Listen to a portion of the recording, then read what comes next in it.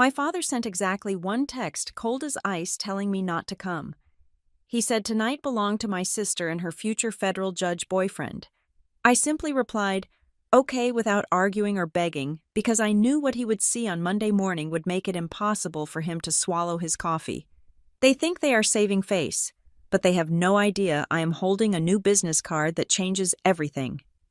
My name is Brooke Bryant, and if you asked my family to describe me, they would likely hesitate before changing the subject. For the last 6 years, since I turned 26 and walked away from a 6-figure offer at a corporate firm to work in public defense, I have been treated less like a daughter and more like a typo on the family tree. I am the smudge they cannot quite wipe off the glossy photo, the unscripted line in their carefully rehearsed play. I am 32 years old now, and I have learned that in the Bryant household, love is conditional, and respect is reserved for those who make for good cocktail party conversation. It was a gray, biting afternoon in Chicago, the kind where the wind whips off the lake and cuts right through your coat, reminding you that comfort is a luxury, not a given. I was standing in my kitchen, staring at the screen of my phone. The message from my father, Douglas Bryant, had just come through. It was a mass text, the kind sent to a list, impersonal and efficient. It was an invitation to his retirement party at the Sapphire Room in downtown Chicago. The text was flashy, full of emojis that looked ridiculous coming from a man who still wore 3-piece suits to Sunday brunch. It promised an open bar, a live jazz band, and a guest list that included the city's elite. The final sentence of the text read, "Everyone who is important will be there." I stared at those words. Everyone who is important. I put the phone down on the granite counter. The vibration against the stone a moment later made me jump. It was him, Douglas. He was calling immediately after sending the text, which meant the mass invitation had gone to me by mistake, or he was calling to add a caveat. With my father, there was always a caveat. I swiped to answer, pressing the phone to my ear. "Hello, Dad," I said. My voice was steady. It always had to be. "Brooke," he said. His voice was loud, competing with the background noise of what sounded like a busy restaurant. He was probably at lunch with the board members, celebrating early. "Did you get the text?" "I did," I said. "The Sapphire Room. It sounds expensive." "It is the best venue in the city," he said, and I could hear the puff of his chest in his tone. "Only the best for the end of an era, right?" "Right," I said. "Congratulations. Dad, 40 years at Northbridge Therapeutics. It is a long time." "It is a lifetime," he corrected. Then, the pause came. The air on the line went dead for 3 seconds. I knew that silence. It was the sound of Douglas Bryant recalibrating, shifting from the jovial patriarch to the risk manager. "Listen, Brooke, about the party." "Yes?" "It is going to be a very specific crowd," he said. He was using his boardroom voice now, low, confidential, pretending to be reasonable while preparing to cut someone loose. "The board will be there, investors, a lot of high-profile people from the legal sector, too." "I have a suit, Dad," I said, keeping my tone light, though my stomach began to tighten. "I know how to dress for a party." "It is not about the dress code, Brooke," he said, a hint of impatience leaking through. "It is about the atmosphere. We want a night of celebration, uncomplicated celebration." I leaned my hip against the counter, looking out the window at the brick wall of the building next door. "And you think I am going to complicate it?" "It is not you, exactly," he said, though we both knew it was exactly me. "It is the dynamic. Your sister, Savannah, she has a big night ahead of her, too. This isn't just my retirement. It is sort of a coming-out party for her and Evan. Evan Hart, the golden boy, the man my sister had been dating for 2 years. A prosecutor with a jawline sharp enough to cut glass and a conviction rate that my family treated like a batting average." "I know," I said. "Savannah mentioned he is up for a promotion." "Not just a promotion. Brooke," my father snapped. "He has been nominated. He is going to be a federal judge, a district judge. Do you understand what that means for this family? Do you understand the level of prestige we are talking about?" I went to law school. Dad, I said, I know what a federal judge is. Then you understand why it might be awkward, he said. He was talking faster now, wanting to get the unpleasantness over with so he could go back to his stake. You, working where you work, defending the kind of people you defend, and Evan, about to take the bench to put those people away. It is a conflict of interest. Philosophically, I mean, we are not trying a case at the buffet table. Dad, I said, I can eat a crab cake without objecting to his existence. It is not just that, he said, and then he dropped the pretense. He let the veneer crack just enough to show the steel underneath. Brooke, listen to me. Tonight is about the family image. Savannah and Evan are the future. You chose a different path, a path that makes people uncomfortable. I don't want people asking you what you do for a living and you telling them some story about a drug dealer or a thief you're trying to get back on the streets. I don't want that energy in the room. I closed my eyes. There it was, the shame. It wasn't that they disagreed with my job. It was that they were embarrassed by it. They couldn't frame it. They couldn't boast about it at the country club. My daughter. The public defender didn't have the same ring to it as my daughter.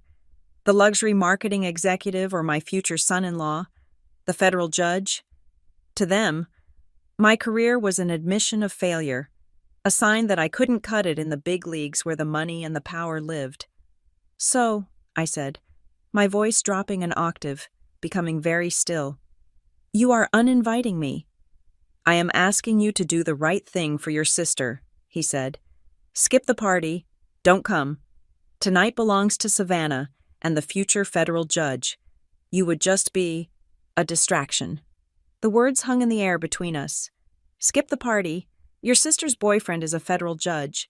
A younger version of me would have fought. The Brooke of 5 years ago would have screamed into the phone. I would have listed my case wins. I would have told him about the innocent teenager I exonerated last month, or the single mother I saved from eviction and a wrongful conviction. I would have cried. I would have begged him to see me, to value me. But arguing with Douglas Bryant was like trying to nail jelly to a wall. It was messy, futile, and only made you look ridiculous. He viewed emotion as weakness. If I raised my voice, I would just be confirming his bias, that I was unstable, low class, unable to handle the pressure of the elite world. So, I did something else. I let the silence stretch again. I let him sweat for a second. Okay, I said. He paused, clearly expecting a fight. Okay? Yes, I said. I understand. You want the night to go perfectly for Evan. Exactly, he exhaled, the relief audible. I knew you would be reasonable. Brooke, it is just one night. Right, I said. I walked out of the kitchen and into my small living room. In the corner, hanging on the back of the closet door, was a garment bag. I unzipped it about 3 inches, just enough to see the black fabric inside. Just to be clear on the timeline, Dad, the party is tonight, Friday, and Evan's swearing-in ceremony, or his first official day, that is Monday? Yes, Monday morning, he said, sounding confused by my interest. Why? And it is at the Everett McKinley Dirksen Courthouse? I asked, keeping my voice flat, like I was taking a message for someone else. Yes, the federal building, he said. Brooke, why are you asking?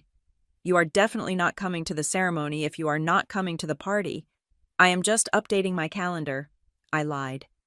I want to make sure I know where everyone is. So, Monday morning, 9 o'clock, courtroom 7B?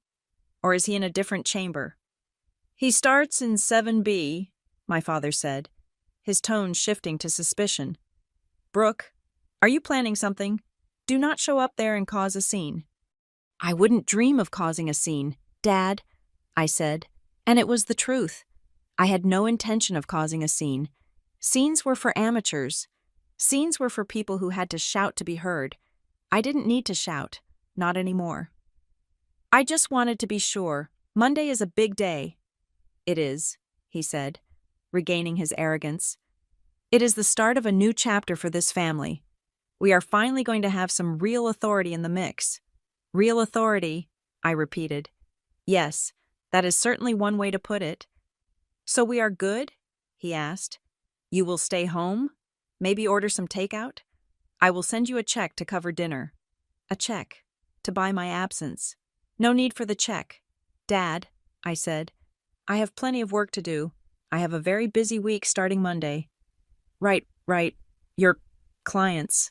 He said the word like it was a disease. Well, goodbye, Brooke. We will catch up in a few weeks, maybe when things settle down. Goodbye, Dad, I said. Enjoy the party. Give Evan my best. I will, he said, and he hung up. I lowered the phone and looked at the black screen. The apartment was quiet. The wind rattled the window pane, but inside, everything was still. I didn't feel the sting of rejection I used to feel. That scar tissue had hardened a long time ago. Instead, I felt a cold, sharp clarity. I walked over to the closet door and fully unzipped the garment bag. It wasn't a party dress. It wasn't even one of my usual court suits, the gray or navy ones I wore to arraignments.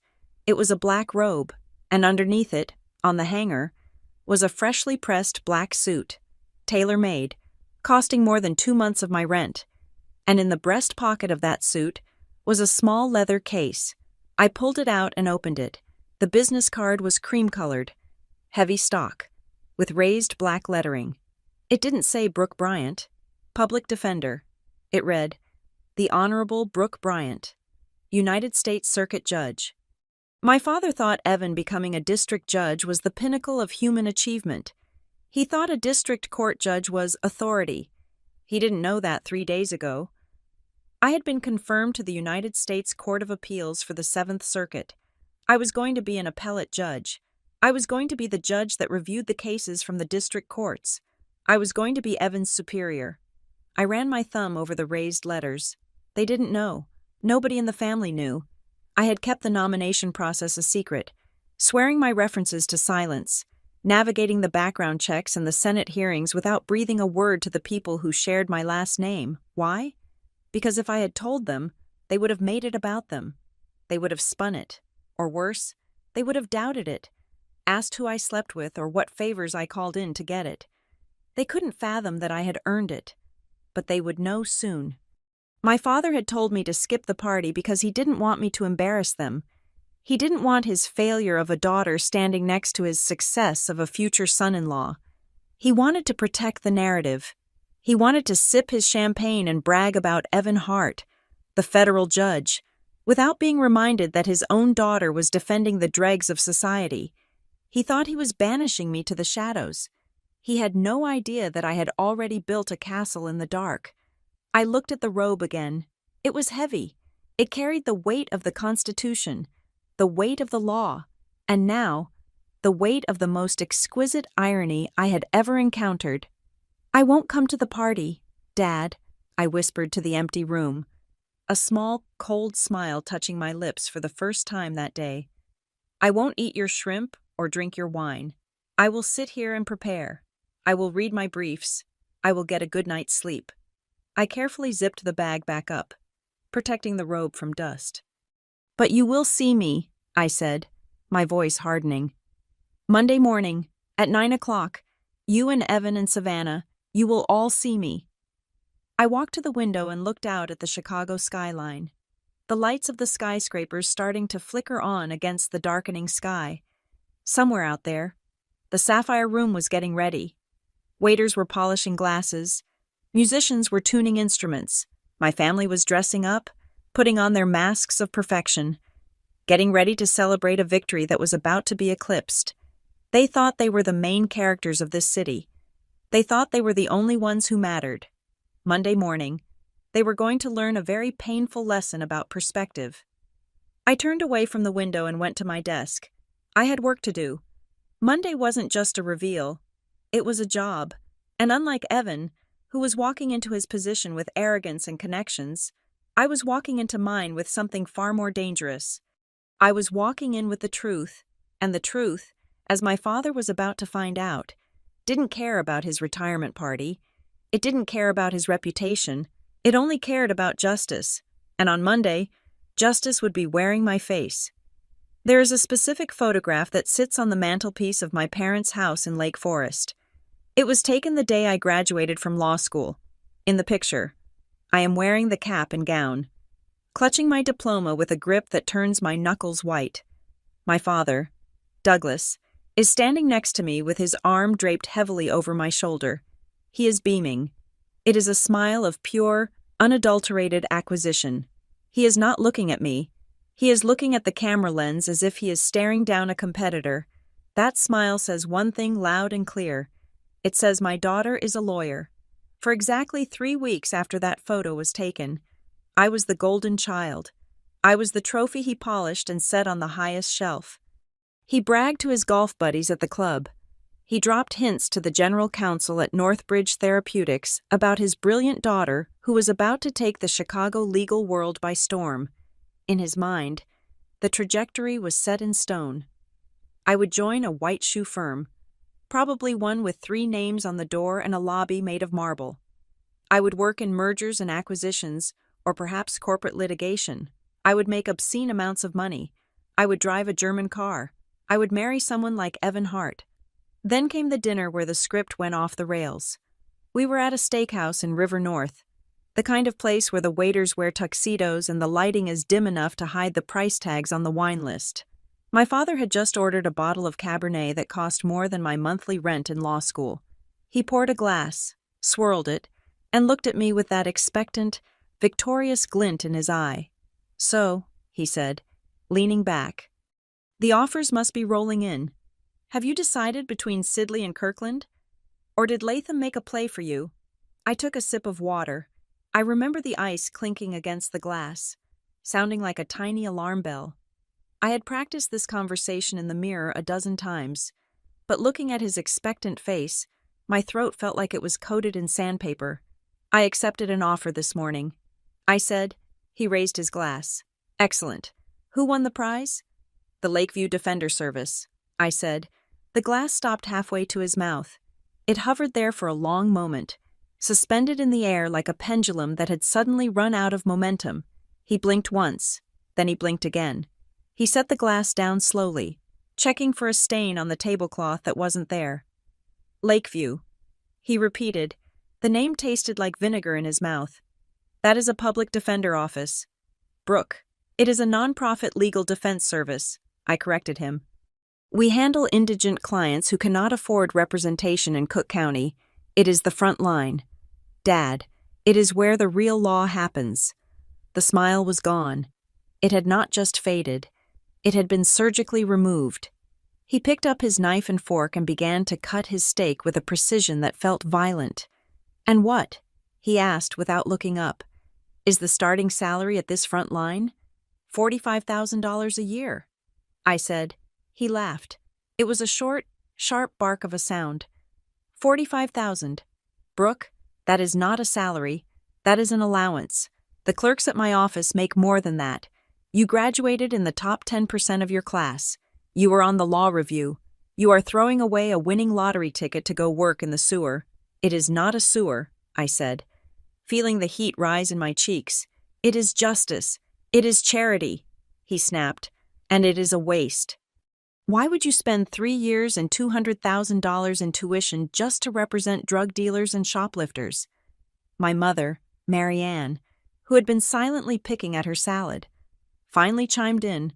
Her approach was different. While my father attacked the economics, she attacked the aesthetics. She reached across the table and touched my hand, her fingers cold and manicured. "Brooke, honey," she said, her voice dropping to a whisper so the neighboring tables wouldn't hear. "Think about how this looks. When people ask us where you are working, what are we supposed to say? That you are spending your days in county lockup? It is not very dignified.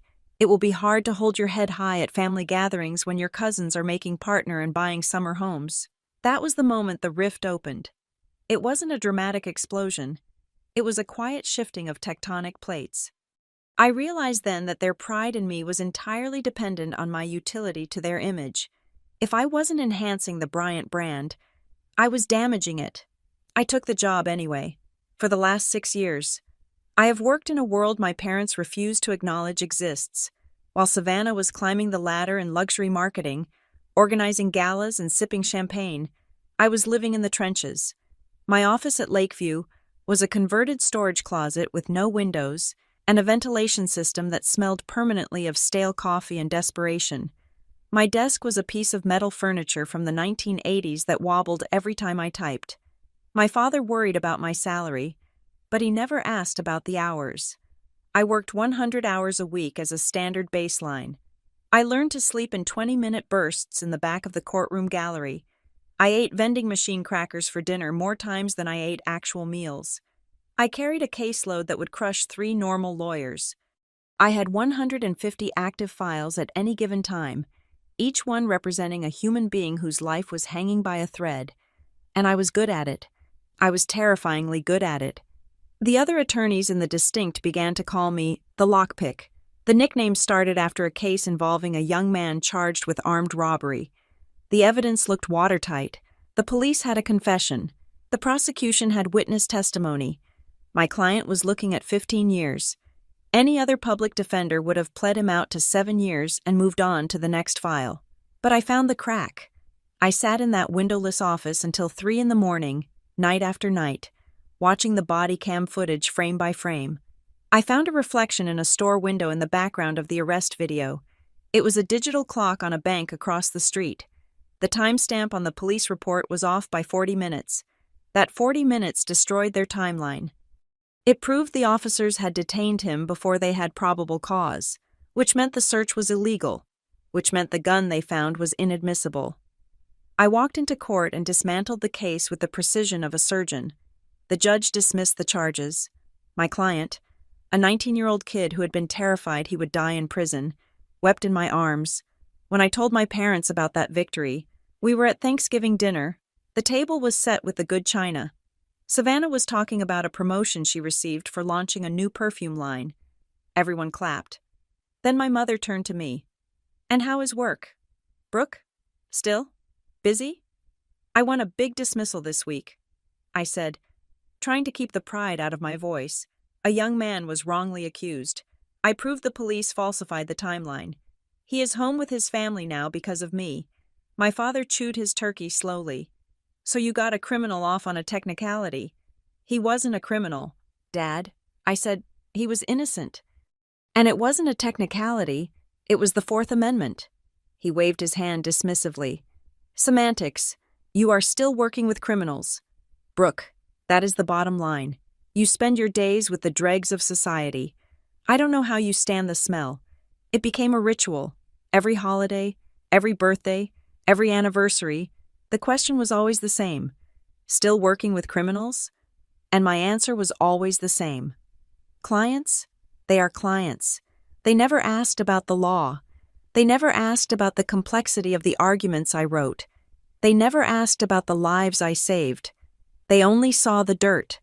They saw me as someone who deliberately chose to roll around in the mud when I could have been sitting in a sterile boardroom. It wasn't that they hated me. I knew that. If I had been in a car accident, they would have rushed to the hospital. They would have paid for the best surgeons. They loved me in the biological, obligatory sense, but they hated my reflection. They hated that when they looked at me, they saw a rejection of their values. They measured success in dollars, in titles, in the exclusivity of the circles you moved in. I measured success in rights protected, in voices heard, in the balance of power shifted just a millimeter toward fairness. To them, I was a walking, talking embarrassment. I was the reason my mother had to change the subject at Bridge Club when the other women started bragging about their children's bonuses. I was the reason my father frowned whenever someone asked what his youngest daughter was up to. Savannah was the antidote. Savannah was safe. She dated the right men. She wore the right clothes. She had a job that sounded glamorous, but didn't involve anything unseemly like jail cells or plea bargains. When she started dating Evan Hart, the relief in the family was palpable. Finally, a connection to the legal world that was clean. Evan was a prosecutor. He put people in jail. He was on the side of order, of authority, of the establishment. He was everything my father wished I was. I remember one Christmas Eve, standing in the kitchen helping my mother dry dishes. She was looking out the window at the snow falling on the driveway. "You know," she said softly, not looking at me, "Douglas is just worried about you. He thinks you are wasting your potential. He says you have a mind like a steel trap, and you are using it to catch mice." "I am not catching mice, Mom," I said. "I am keeping the cats from eating everything in sight." She turned to look at me then, and her expression was one of genuine pity. "It is just so hard to explain to people. Brooke, that is all. We want to be proud of you. We really do. But you make it so difficult." That sentence had stayed with me for years. You make it difficult to be proud. As if pride was something I had to purchase from them with a high salary and a prestigious business card. As if my worth was a commodity that fluctuated based on the market value of my employer. They didn't know about the nights I spent crying in my car because I lost a case I should have won. They didn't know about the letters I received from former clients, written on torn notebook paper, thanking me for treating them like human beings when no one else would.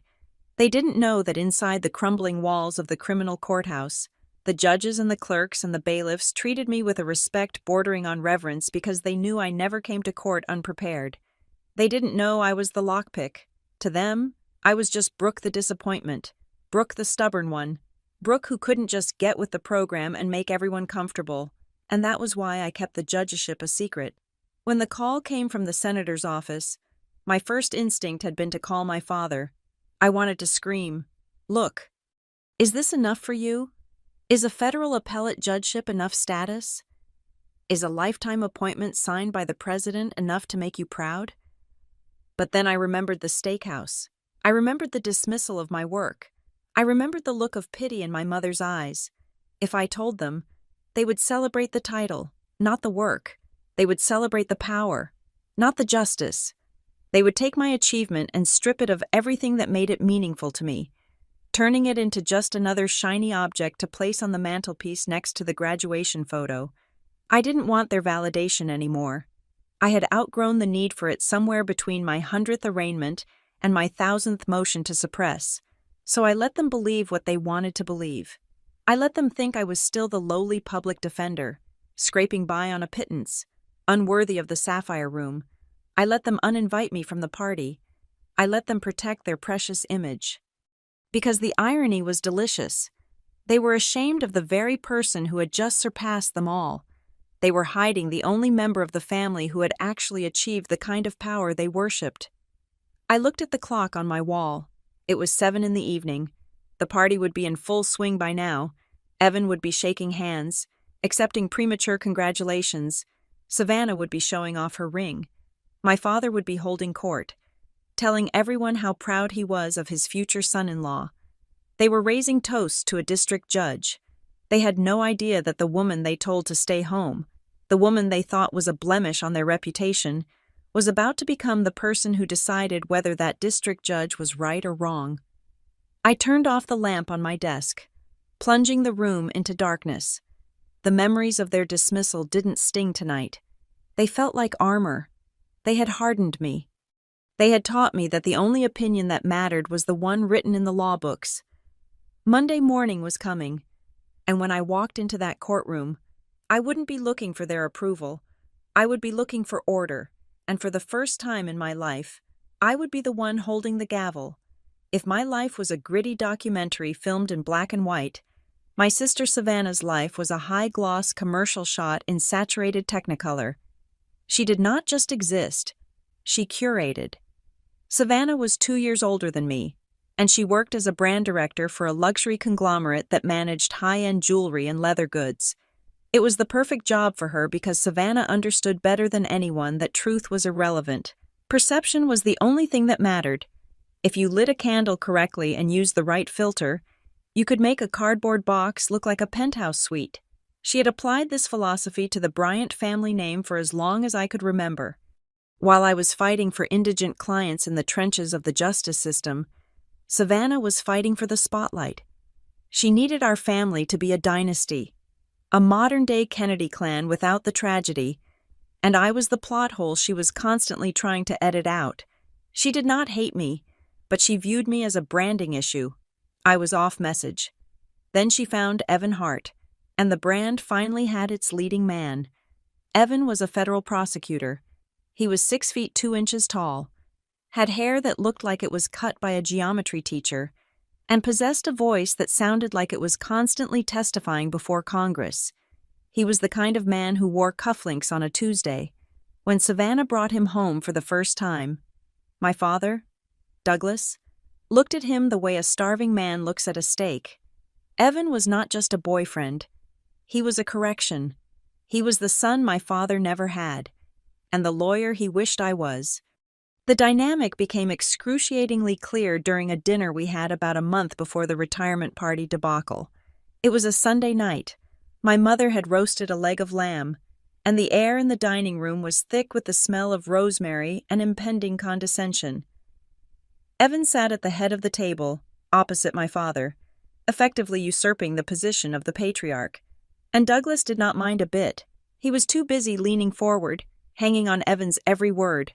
"So," Evan said, wiping his mouth with a linen napkin, "we finally got the indictment on the Ricci case, wire fraud, money laundering, the works. The defense tried to argue that the emails were privileged, but I shut that down in chambers. Judge Harrison agreed with me immediately." Douglas nodded vigorously, pouring more wine into Evan's glass. "Good. Excellent. You have to be firm with these people. If you give them an inch, they take a mile." It was classic Evan. He told stories where he was the solitary hero holding back the barbarian hordes. He never mentioned the nuance. He never mentioned the complexities of the law. He just mentioned the win. I kept my eyes on my plate, slicing my lamb into tiny, manageable geometric shapes. I knew the Ricci case. I knew the defense attorney on that file. The argument about privilege had been valid, a legitimate constitutional question, but Evan spoke about it as if the defense had tried to bring a circus clown into the courtroom. "It is amazing to watch him work," Savannah said, reaching out to squeeze Evan's forearm. Her nails were painted a perfect crimson. "He is so commanding. You should see him, Dad. When he walks into the courtroom, everyone just stops. It is like he owns the place. He practically does," Douglas said. "And soon, he will." This was the elephant in the room, the nomination. Evan had been tapped for a seat on the United States District Court for the Northern District of Illinois. It was a lifetime appointment. It was the golden ticket. I remember looking up then, catching Evan's eye. There was a flicker of something there. Recognition, perhaps, or a warning. We had a history that the family glossed over. We had faced each other in court 3 times over the last 4 years. The first time, he crushed me. I was a rookie, and he buried me in discovery documents until I couldn't find the floor. The second time, I fought him to a draw, securing a mistrial. But the third time was a case involving a frantic search of a vehicle. Evan had been the lead prosecutor. I had been the public defender. I had cross-examined his star witness, a police sergeant, until the man contradicted himself 3 times in 10 minutes.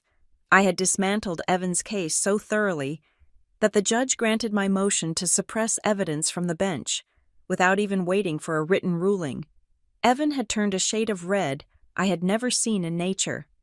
He had thrown his pen into his briefcase so hard I heard the plastic crack.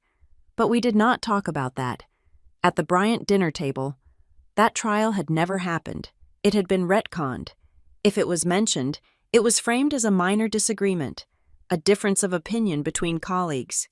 My victory was invisible because acknowledging it would mean acknowledging that the public defender had outsmarted the federal prosecutor. "You know," Evan said, his gaze lingering on me with a heavy, patronizing weight. "It is going to be a relief to get on the bench, to finally stop arguing and start deciding.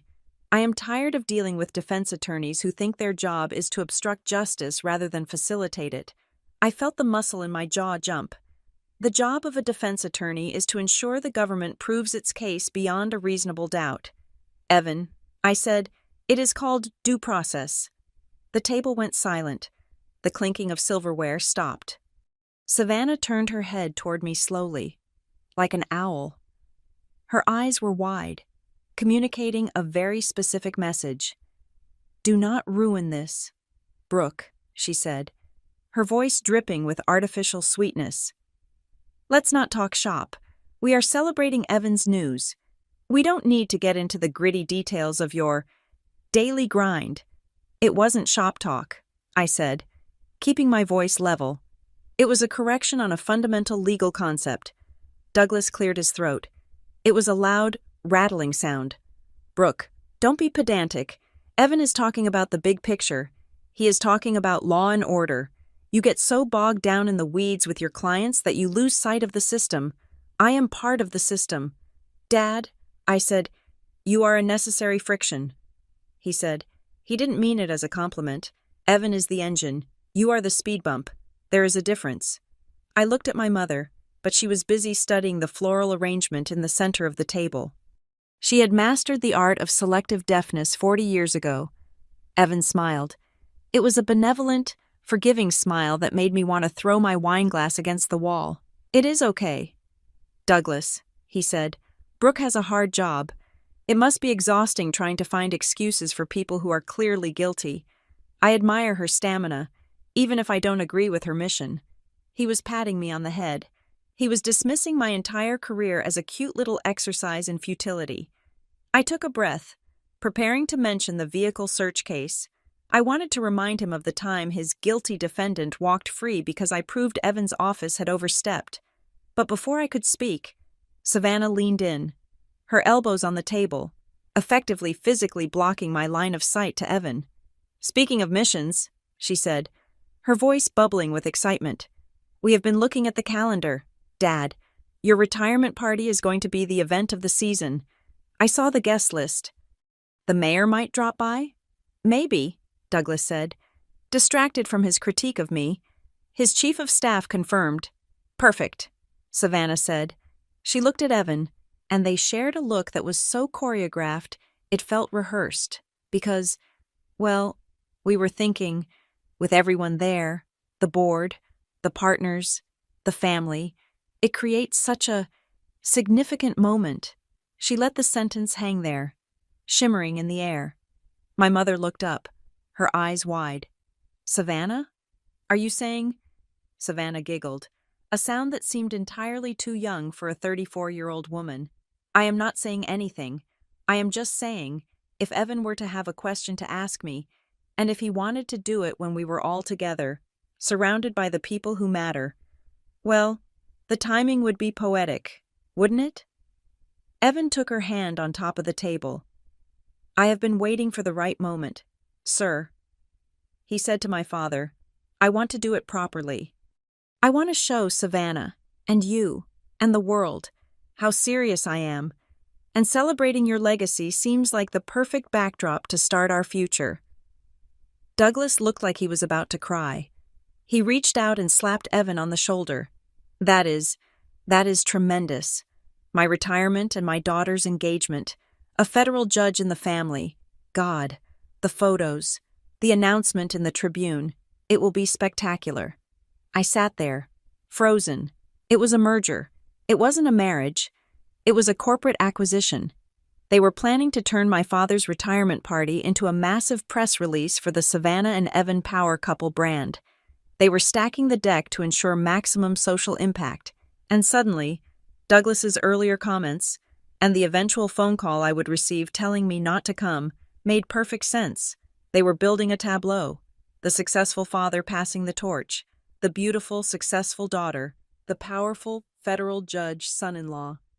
It was a picture of unblemished, high-status success. And where did I fit in? I was the public defender in the cheap suit. I was the one who defended the people Evan was promising to lock up. I was the friction. I was the speed bump. If I was there, standing next to them, I would ruin the symmetry. I would invite questions about why the other Bryant sister wasn't at a big firm. I would be a visual reminder that not everyone in the family bought into the narrative of power and prestige. Douglas looked at me then. The joy in his face dimmed just a fraction, like a cloud passing over the sun. You will be happy for your sister, won't you? Brooke? He asked. It wasn't a question. It was a command. Of course, I said. My voice sounded hollow to my own ears. It sounds very calculated. Savannah's eyes narrowed. It is called planning. Brooke, Some of us think about the future. We don't just drift from crisis to crisis. I looked at Evan. He was beaming, soaking in the adoration of my parents. He looked like a king who had just conquered a new territory. He had no idea that the speed bump sitting across from him had just been vetted by the FBI and the Department of Justice. He had no idea that while he was planning a party to announce his district court nomination, I was already reading briefings for the court that would oversee his every decision. They treated me like a supporting character in their biopic. I was the quirky, disappointing sister who provided contrast to make Savannah shine brighter. They needed me to be less so they could be more. I picked up my wine glass and took a long sip. The wine was expensive, velvety, and rich. It tasted like money. That night, looking at them, I realized that I didn't just want to beat them. I wanted to shatter the lens they were using to view the world. They thought they were the only ones playing the game. They thought I was sitting on the bench. They didn't know I was the referee. Savannah went back to discussing ring settings. She wanted platinum, obviously, because gold was too dated, and Douglas started listing the board members Evan needed to impress at the party. I just sat there and listened. I let them construct their perfect night. I let them build their stage. Make sure you wear something appropriate. Brooke, Savannah said, not looking at me. If you come, I know you are busy with your clients, but if you come, please, nothing off the rack. This is going to be in the social columns. If I come, I said quietly, I won't be in the social columns.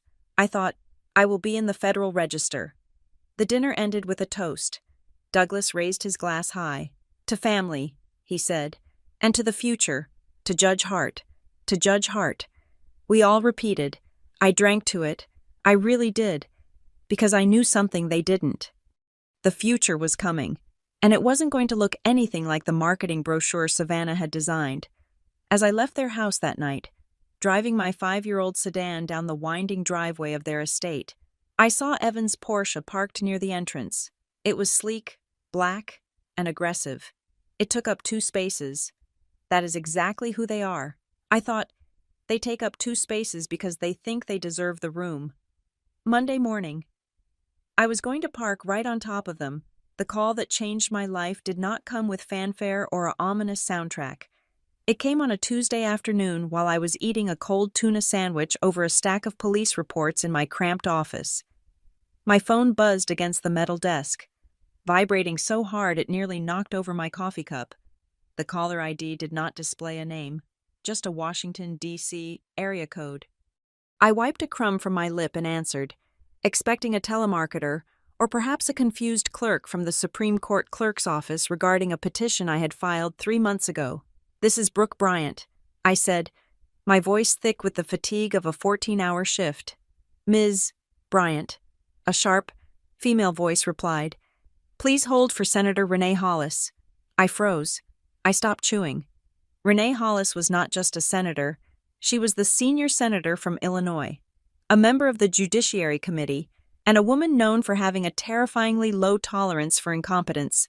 Before I could process why she would be calling a public defender who worked out of a converted closet, the line clicked, and a different voice came on. This one was warmer, but it carried the undeniable weight of power.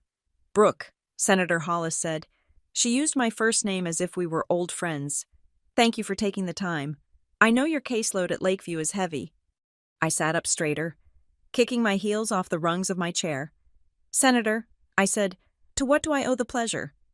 I need you to come to my district office in Chicago, she said. Tonight, 7 o'clock. Use the service entrance on the south side of the building. My staff will clear you through security. My mind immediately began to race. Senators called people like me for 2 reasons. 1, they needed a token woman in the trenches to stand behind them during a press conference about criminal justice reform. 2, they needed a recommendation for someone else. Perhaps they were looking for a new head of the public defender's office, or maybe they were vetting a judge and wanted the perspective of the opposition. Is this regarding the vacancy on the district court? I asked, thinking of Evan. Rumors had been swirling that the nominations were being finalized. It is regarding a vacancy. Yes, she said, her tone unreadable. But not the one you are thinking of. 7 o'clock. Brooke. Do not be late. The line went dead. I arrived at the federal building at 6:55. The wind was howling off Lake Michigan, but inside the senator's private suite, the air was still and smelled of expensive furniture polish and old paper. An aide escorted me into an inner office that was larger than my entire apartment. Senator Hollis was sitting behind a desk that looked like it had been carved from the hull of a galleon. She stood up when I entered, bypassing the handshake and gesturing for me to sit. You have a reputation. Brooke, she said, leaning back in her leather chair. I hope it is a good one, I replied, keeping my hands folded in my lap to hide the fact that they were shaking. It is a specific one, she corrected. They call you the lockpick. I am told you can find a Fourth Amendment violation in a haystack. I am told you argue with the ferocity of a cornered animal but the precision of a neurosurgeon. I do my job. Senator, I said. My clients don't have anyone else. Exactly, she said. She slid a manila folder across the desk. It stopped perfectly at the edge, right in front of me. Open it. I flipped the cover. Inside, there was a single sheet of heavy, cream-colored paper with the seal of the United States at the top. It was a nomination form, but it wasn't for a committee seat. It wasn't for a district court judgeship. It was for the United States Court of Appeals for the Seventh Circuit. I stared at the words, the Seventh Circuit, the appellate court. This was the court that sat directly below the Supreme Court. It was the court that reviewed the decisions of the district judges. It was the court that made law, not just applied it. I looked up at her, waiting for the punchline. I was waiting for her to ask me who I recommended for this seat. We want to nominate you. Brooke, she said. The room seemed to tilt on its axis. I laughed. It was a nervous, involuntary sound. Senator, I said. I am 32 years old. I have never worked for a white shoe firm. I have zero political connections. I spend my days arguing about bail amounts and suppression hearings for petty theft. You cannot be serious. I am deadly serious, she said. She stood up and walked to the window, looking out at the city lights. We are tired of the assembly line. Brooke, we are tired of nominating the same 55-year-old partners from Kirkland or Sidley, who have not seen the inside of a real courtroom in 20 years because they have associates to do the work. We want someone who knows the code. We want a litigator. We want someone who understands the impact of the law on the ground level. But the appellate court? I stammered. That is skipping a step. Usually, you go to the district court first. Usually, yes. She turned back to me, her eyes hard. But these are not usual times, and you are not a usual candidate. She walked back to the desk and tapped the folder. Look deeper. I turned the page. Underneath the nomination form, there were letters, dozens of them. I recognized the signatures. They were from federal judges I had appeared before, judges who had ruled against me, judges who had lectured me, judges I thought viewed me as a nuisance. One letter from Judge Sterling, a man known for being the harshest sentencer in the Northern District, read, Ms. Bryant is the most formidable legal mind I have encountered in a decade. She forces the court to be better. She does not miss. Another was from the Dean of the University of Chicago Law School, citing a brief I had written for a pro bono appeal 3 years ago. This brief is currently being taught in my advanced constitutional law seminar as the gold standard of appellate advocacy. He had written, I felt tears pricking the corners of my eyes. I had spent 6 years thinking I was shouting into the void. I thought I was invisible. I thought my work vanished the moment the gavel came down. But they had been watching, all of them. You have the votes. Brooke, Senator Hollis said, the committee is lined up. The president is on board. We want to shake things up. We want a young, brilliant, progressive woman who isn't afraid of a fight. But there is a catch. There is always a catch. I whispered. Silence, she said. Absolute, airtight silence. She sat on the edge of her desk, looming over me. We are announcing a block of judicial nominees on Monday morning. It is a strategic political move. We want to catch the opposition off guard. If this leaks before Monday, the deal falls apart. The lobbying groups will start attacking your age. They will attack your background. We need to present you as a done deal. I nodded slowly. So I can't tell anyone. No one, she said. Not your colleagues, not your friends, and certainly not your family. My family. I repeated. The image of my father bragging about Evan flashed in my mind. Senator Hollis seemed to read my thoughts. I know your family background. Brooke, I know your father is Douglas Bryant at Northbridge Therapeutics. I know your sister is dating Evan Hart. You know about Evan? I asked. We are nominating Evan Hart for the district court on the same slate. She said. My jaw dropped. You are confirming us on the same day? She smiled. And for the first time, it looked mischievous. It wasn't intentional, but the timing worked out. Evan Hart is a safe, traditional pick. He makes the donors happy. You are the bold pick. You are the legacy pick. But understand the hierarchy. Brooke, if you take this, and if you are confirmed, come Monday, you will be the circuit judge. He will be the district judge. I swallowed hard. I would be his superior. Technically, yes, she said. You would sit on the panel that hears appeals from his court. If he makes a mistake, you are the one who corrects it. The irony was so sharp it felt like it cut my skin. My father was throwing a party to celebrate Evan's ascent to power. Unaware that his disappointment of a daughter was being handed the keys to the castle that overlooked Evan's entire kingdom. I will do it. I said, good, she said. She reached into her drawer and pulled out a thick packet of documents. This is the background check. It is extensive. The FBI will be digging through every trash can you have ever used. You have 3 days to fill this out. And Brooke, you still have to go to work tomorrow. You have to defend your clients. You have to act like nothing has changed. The next 3 weeks were a blur of adrenaline and paranoia. I lived 2 lives, by day. I was in the murky trenches of the county courthouse, arguing with state's attorneys over plea deals for shoplifting and drug possession. I stood in dirty hallways, comforting mothers whose sons were being sent to Rikers.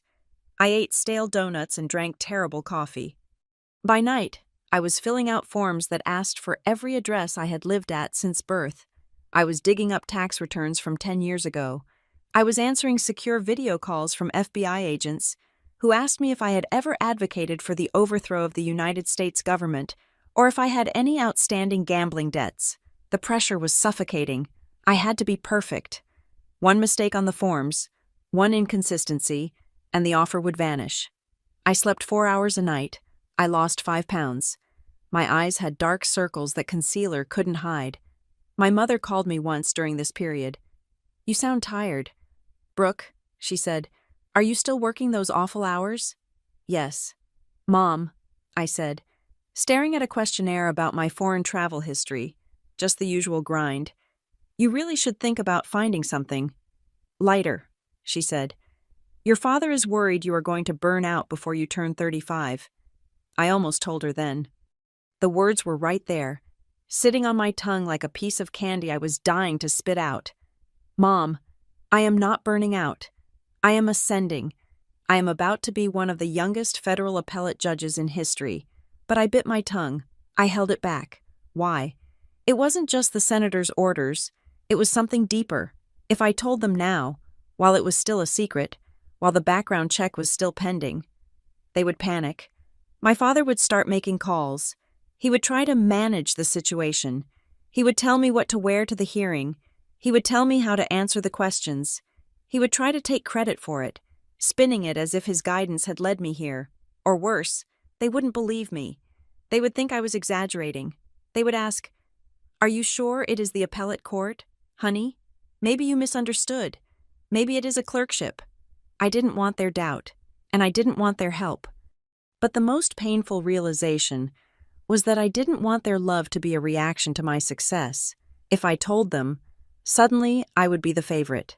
Suddenly, the typo on the family tree would be the headline. My father would boast. My mother would preen. Savannah would be jealous. They would love Judge Bryant, but they didn't love Brooke the public defender. And that distinction mattered to me. I wanted to stand in that courtroom on Monday morning, wearing that robe, knowing that I got there entirely on my own. I wanted them to see the finished product, I wanted the shock to be total. I wanted there to be no space for them to claim they always knew I could do it, because they didn't know, they never knew. So I kept working. I defended a man accused of stealing baby formula on Thursday morning, arguing passion for his intent. On Thursday night, I met with a constitutional scholar to prep for my final interview with the White House counsel. I moved between the gutter and the stars, and nobody noticed. The Friday before the announcement, the day of the party, I received the final confirmation call. It was Senator Hollis again. "You are cleared." "Brooke," she said, "the president signed the commission this morning. It is done. You are confirmed. The announcement goes live Monday at 8 a.m. The swearing-in is at 9. I hung up the phone and sat on the floor of my apartment. It was done. I was honorable. Then my phone pinged. It was the text from my father. "Don't come. Tonight is for your sister and the future federal judge." I looked at the text, and for the first time in my life, the rejection didn't hurt. It felt like a joke, a cosmic, hilarious joke that only I understood. He was protecting Evan's spotlight. He was worried I would dim the shine of a district court nomination. I walked to the closet and touched the black robe I had picked up from the tailor that afternoon. I ran my fingers over the silk. I wasn't going to dim Evan's light. I was going to be the sun. And when the sun rises, the stars disappear. I sat down on my couch and opened a bottle of cheap wine. I raised a glass to the empty room, to the vacancy. I said aloud. And then I waited for Monday. The vetting process for a federal judgeship is not merely a background check. It is an autopsy of your entire existence performed while you are still alive to feel the scalpel. For the 3 weeks leading up to that fateful Friday, I underwent a dissection of my character that made my law school finals look like a casual trivia night. The Federal Bureau of Investigation did not just want to know where I lived, they wanted to know who I was. They interviewed my landlord. They spoke to a neighbor I had argued with about recycling bins 4 years ago. They tracked down a college professor I had not spoken to in a decade. But the true gauntlet was the Standing Committee on the Federal Judiciary of the American Bar Association. These were the gatekeepers, a panel of 15 distinguished lawyers whose sole job was to determine if I was fit to sit on the second highest court in the land. They did not care about my father's country club membership or my sister's engagement ring. They cared about the law.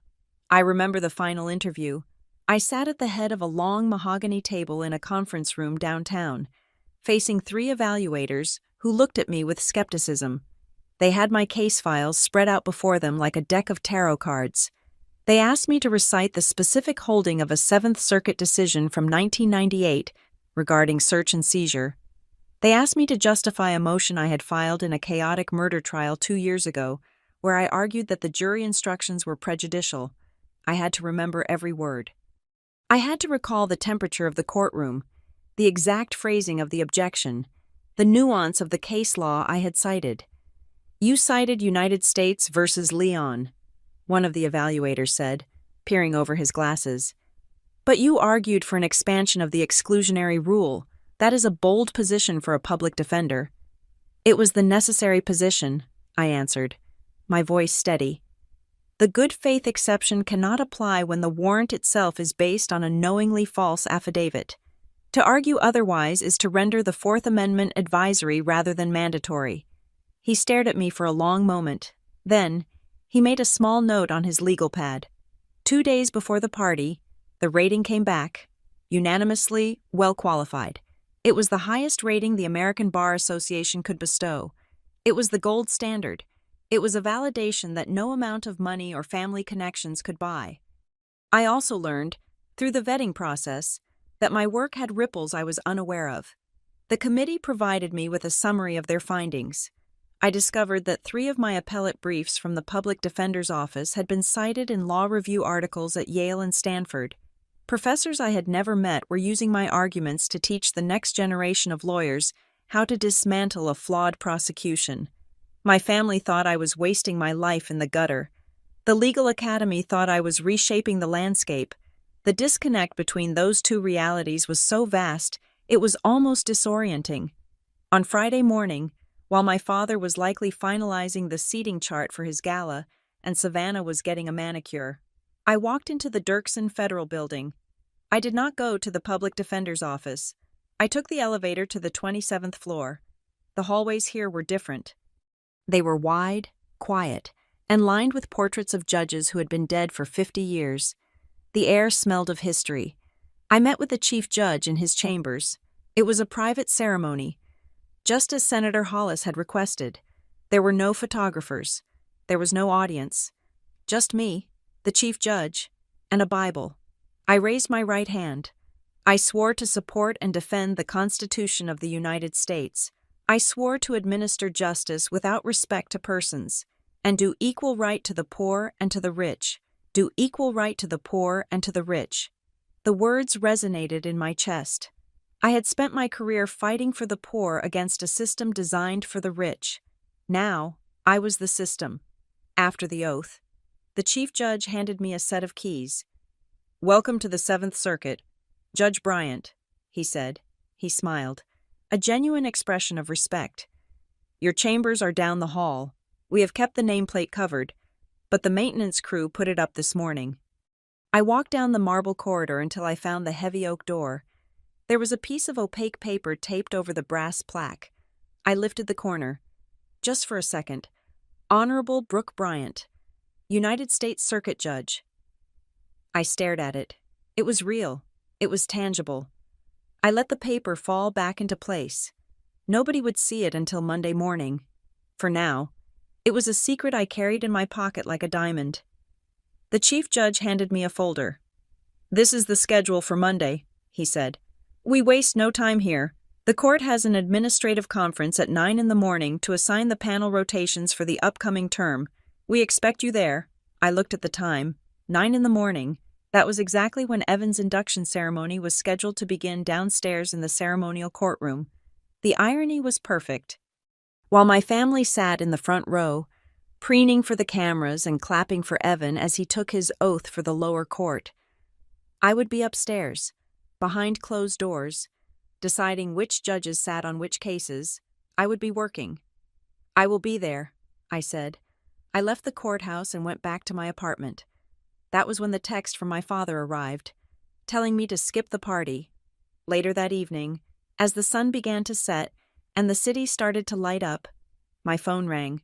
It was my mother. "Brooke," she said. Her voice sounded rushed, breathless. "I just wanted to make sure you understood about tonight. Your father can be blunt." "I understood, Mom," I said, sitting on the edge of my bed. He was very clear. "It is just—" She hesitated.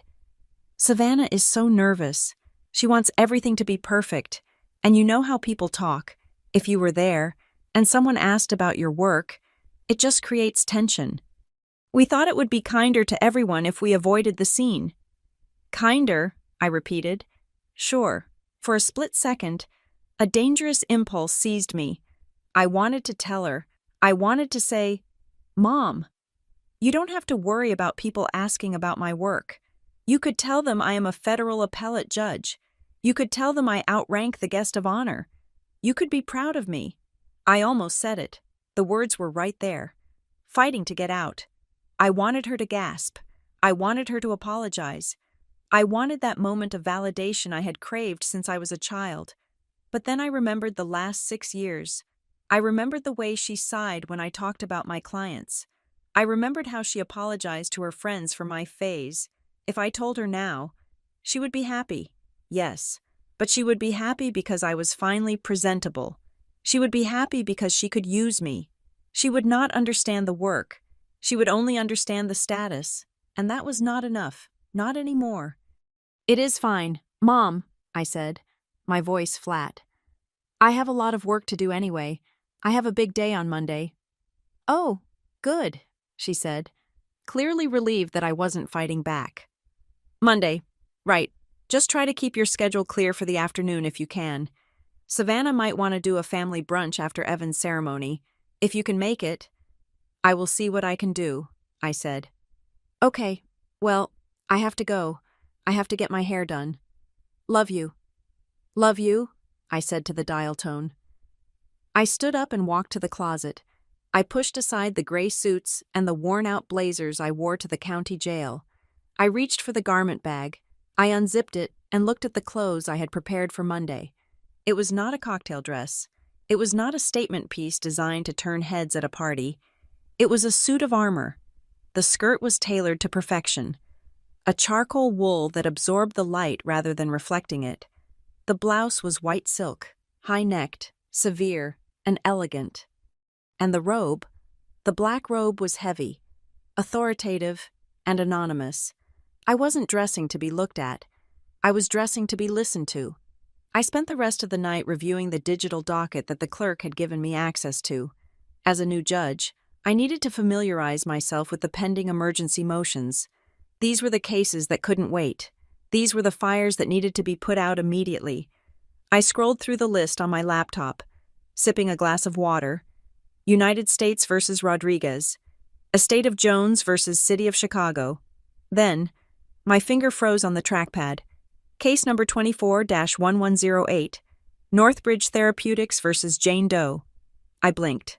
Northbridge Therapeutics, my father's company, the company where he had been a senior executive for 40 years, the company paying for the open bar at the Sapphire Room right now. I clicked on the file.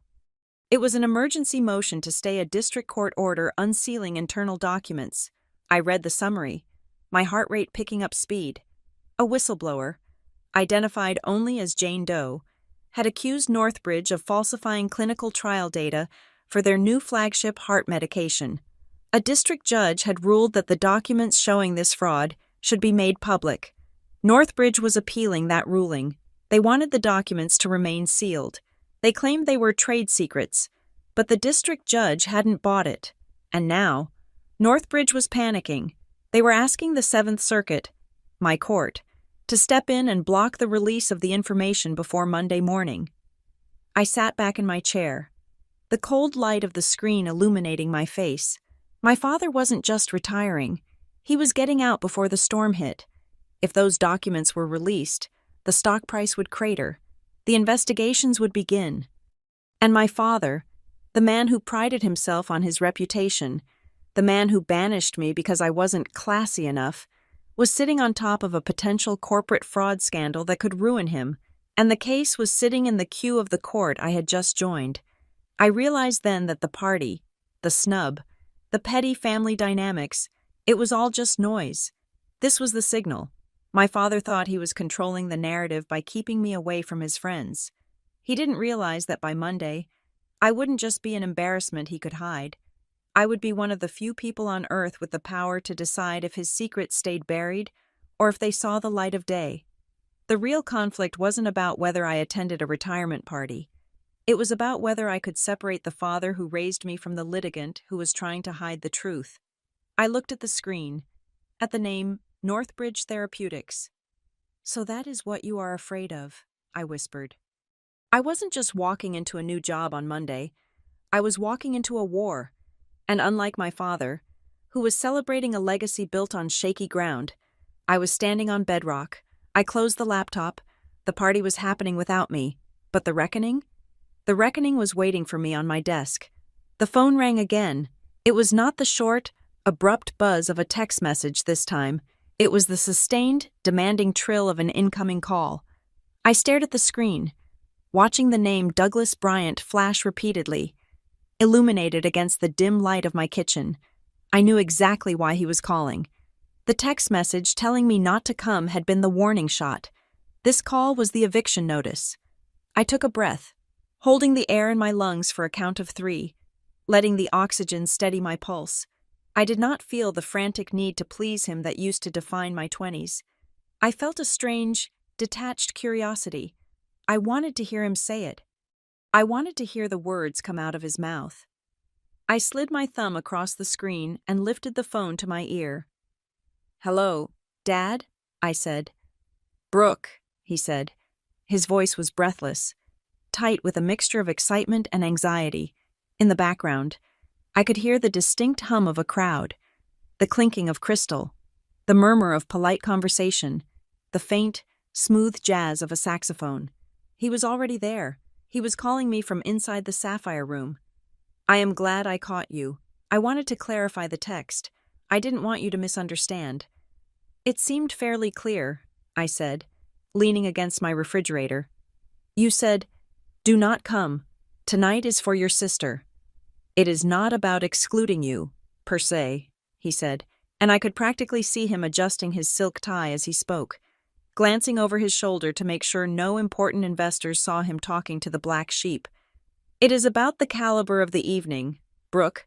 This isn't just a retirement party, it is a summit. The entire board of Northbridge is here. The CEO is flying in from New York. We have investors from 3 different hedge funds. I own a blazer. Dad, I said dryly. I know how to shake hands. It is not about your blazer, he snapped, his voice dropping to a hiss. It is about the conversation. Look, Evan's family is here. His parents, his partners from the U.S. Attorney's Office. These are people who value order, success, prestige. And I represent disorder? I asked. You represent a question mark, he said. That is the problem. When people see you, they ask what you do, and when you tell them you are a public defender, the conversation stops. It just hits a wall. People don't know what to say. They get uncomfortable. They wonder why a Bryant is working for $45,000 a year defending criminals. It changes the mood. I closed my eyes. There it was. The truth. Stripped of all its polite packaging, I was a mood killer. My existence, my passion, the very thing that made me wake up in the morning, was nothing more than a social faux pas to him. It was like serving red wine with fish. So you are protecting the mood, I said. I am protecting the spotlight, he corrected. This is Savannah's night. She has worked so hard for this image. She and Evan, they are the golden couple tonight. If you come in, bringing your heavy reality, it pulls focus. People will start whispering. Savannah is worried that the attention will shift from their success to your situation. My grip on the phone tightened. My situation, as if I were suffering from a chronic illness rather than a chosen career in public service. Who asked, Dad? I asked. The question came out sharper than I intended. What do you mean? Who asked for me not to be there? I pressed. Was it you? Did you decide I was too embarrassing on your own? Or did someone put you up to it? He hesitated. The silence on the line was filled with the sound of laughter from the party. Warm, rich, exclusive laughter. Savannah came to me this afternoon, he admitted, his voice low. She was in tears. Brooke, she said this engagement announcement is the most important moment of her life. She wants it to be flawless. She said she didn't want to have to explain you to Evan's parents tonight. She didn't want to have to apologize for your politics or your choices. Savannah, of course, my sister, the curator of human perception. She didn't want me there as a visual blemish on her perfect Instagram tableau. She wanted a seamless backdrop of success, and I was the cracked tile in the mosaic. She didn't want to explain me, I repeated. I see. It is just for tonight, Douglas said, slipping back into his role as the reasonable negotiator. We have to look at the big picture. The family image is a delicate thing. We are trying to build a narrative here. Brooke, Evan is going to be a federal judge. That elevates all of us. But we have to present a united front of compatibility. You chose a path that is difficult to market. You have to own that choice. Difficult to market, that was my father's epitaph for our relationship. I stood there in my quiet kitchen, listening to the man who had raised me reduce my life to a marketing problem. He was asking me to disappear so that his illusion of perfection could remain intact. He was choosing the glossy lie over the messy truth. And in that moment, the last thread of desire for his approval snapped. It didn't break with a bang. It just dissolved. I thought about the robe hanging in my closet. I thought about the commission signed by the President of the United States. I thought about the sheer, overwhelming power I now held. Power that dwarfed Evans. Power that could shake the foundations of the very company my father was celebrating. I could have told him then. I could have dropped the bomb. I could have said, Dad, I am not a public defender anymore. I am a circuit judge. If I walk into that room, I am the highest-ranking official in the building. But I didn't, because if I told him now, he would invite me. He would beg me to come. He would parade me around the room like a prize poodle. Look at my daughter, the appellate judge. And I didn't want to be his prize. I didn't want to be invited because of my title. I wanted to be invited because I was his daughter. And since that wasn't enough for him, he didn't get the title either. Okay, I said. My voice was calm, terrifyingly steady. It sounded like the voice of a stranger. Okay? He sounded surprised. He had braced himself for a fight, for tears, for a lecture on social justice. Yes, I said. I understand. You are right. I would be a distraction. I won't come. Oh. He exhaled, the relief washing over him in a palpable wave. Good. That is very mature of you. Brooke, I knew you would understand. It is better this way, really. You would have been bored anyway. It is a lot of corporate talk. I am sure it is, I said. Enjoy the party, Dad. Congratulate Savannah for me. I will, he said. And look, we will do something next week. Just us. A quiet dinner. Sure, I said. Then, as if it were an afterthought, I added, just so I can update my calendar for the week. Evan's ceremony on Monday. It is at the Dirksen building, right? Yes, he said, impatient to get back to his guests. The federal courthouse. And the time? I asked, grabbing a pen from the counter and pretending to write on a napkin, though I had memorized the schedule days ago. 9 o'clock, he said. Courtroom 7B. But Brooke, if you are not coming tonight, maybe it is best if you skip the ceremony too? Keep the distance? I just want to send a card, I lied. I want to make sure it gets to the right place. Fine. Courtroom 7B. 9 o'clock. I have to go. Brooke. The CEO is waving at me. Goodbye, Dad, I said. The line clicked dead. I put the phone down on the granite counter. The silence of the apartment rushed back in, heavy and absolute. I could hear the hum of the refrigerator and the wind rattling the window pane. I was alone. I walked into the living room and went to the bookshelf. Tucked away in the corner, behind a stack of legal thrillers, was a small framed photo. I pulled it out and wiped a layer of dust from the glass.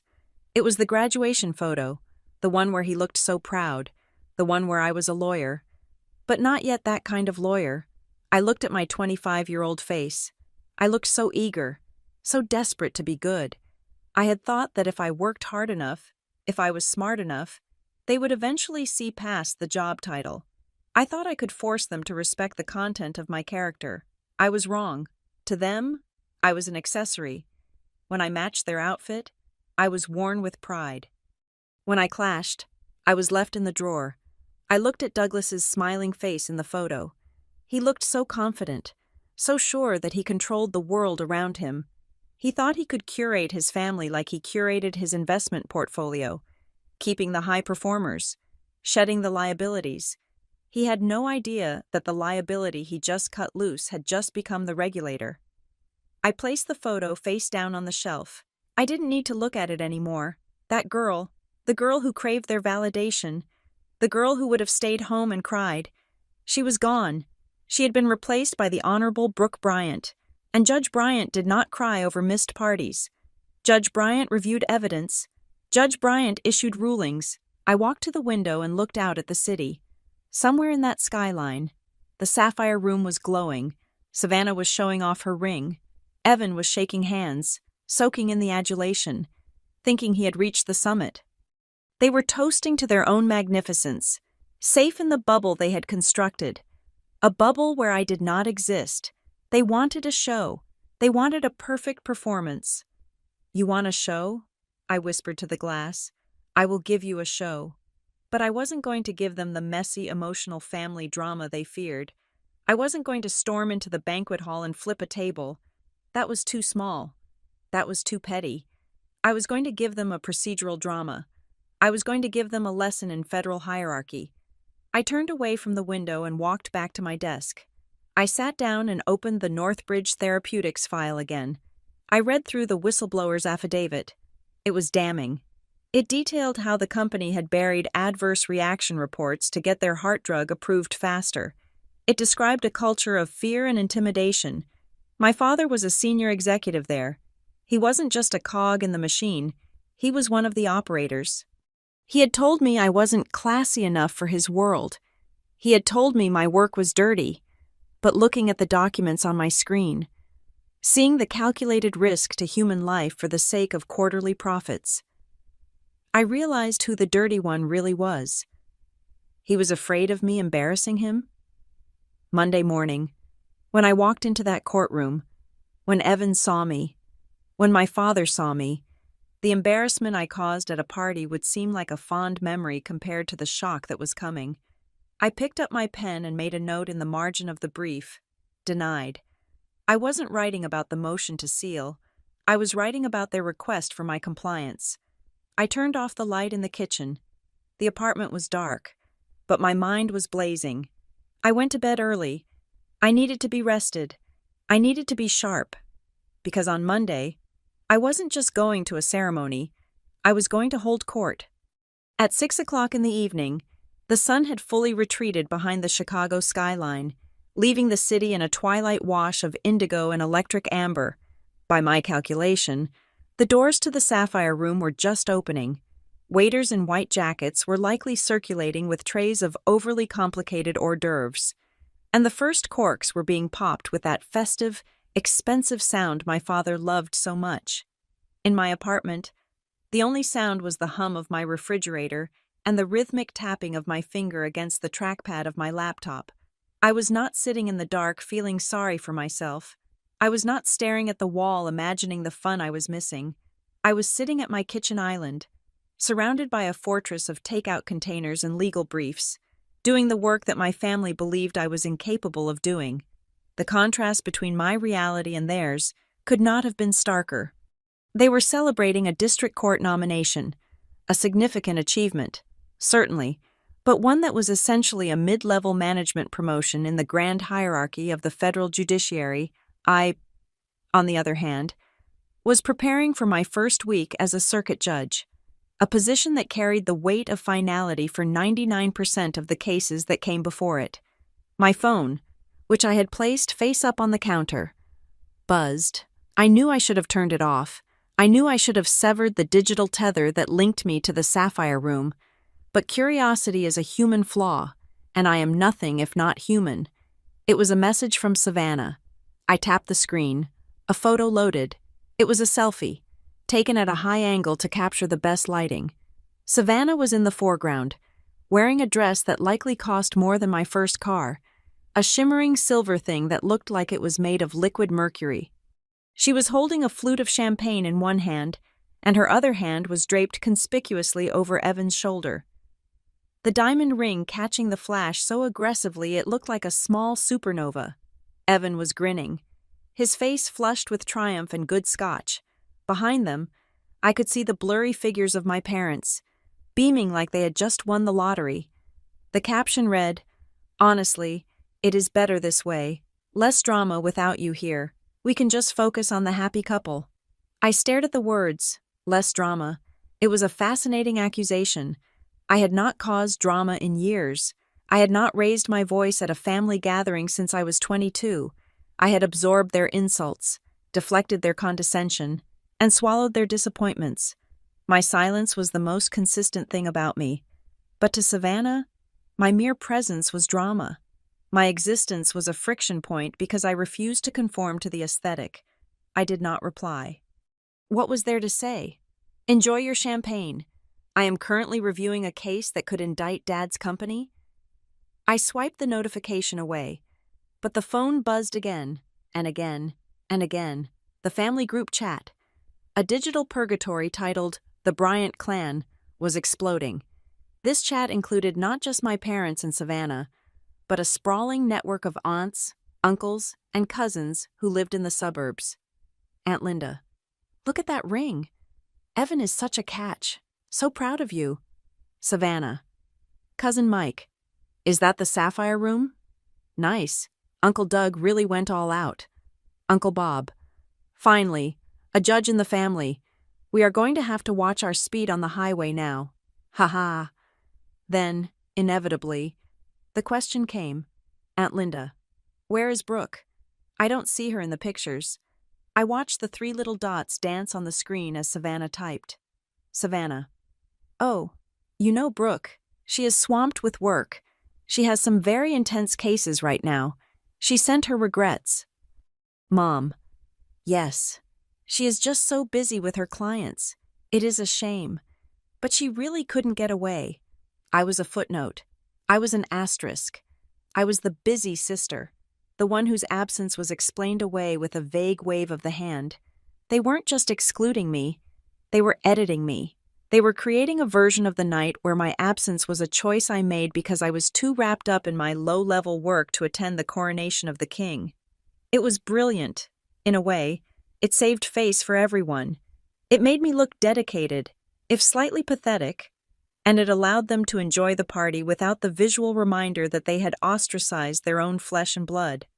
But as I scrolled through the messages, photo after photo of Evan shaking hands, Evan laughing with the CEO, Evan holding court, I realized something else. They weren't celebrating Evan. They were consuming him. My father had his arm around Evan in almost every picture. He was physically attaching himself to Evan's success. He was using Evan's new title as a battery to recharge his own relevance. My mother was beaming not with maternal pride, but with social relief. She finally had a son-in-law who validated her standing at the bridge club. And Savannah? Savannah was wearing Evan like she wore that diamond. He was an accessory. He was proof that she had won the game of life. They didn't care about his jurisprudence. They didn't care about his legal philosophy. They cared that he was a federal judge. They cared about the noun, not the verb. I felt a sudden, sharp pang of pity for Evan. He was enjoying it now, soaking in the adoration. He didn't realize that the moment he stumbled, the moment he became controversial or difficult, they would turn on him just as they had turned on me. Their love was a transaction, and he was currently the highest bidder. I turned the phone off. I didn't just put it on silent. I powered it down completely. The screen went black, and the connection to the sapphire room was severed.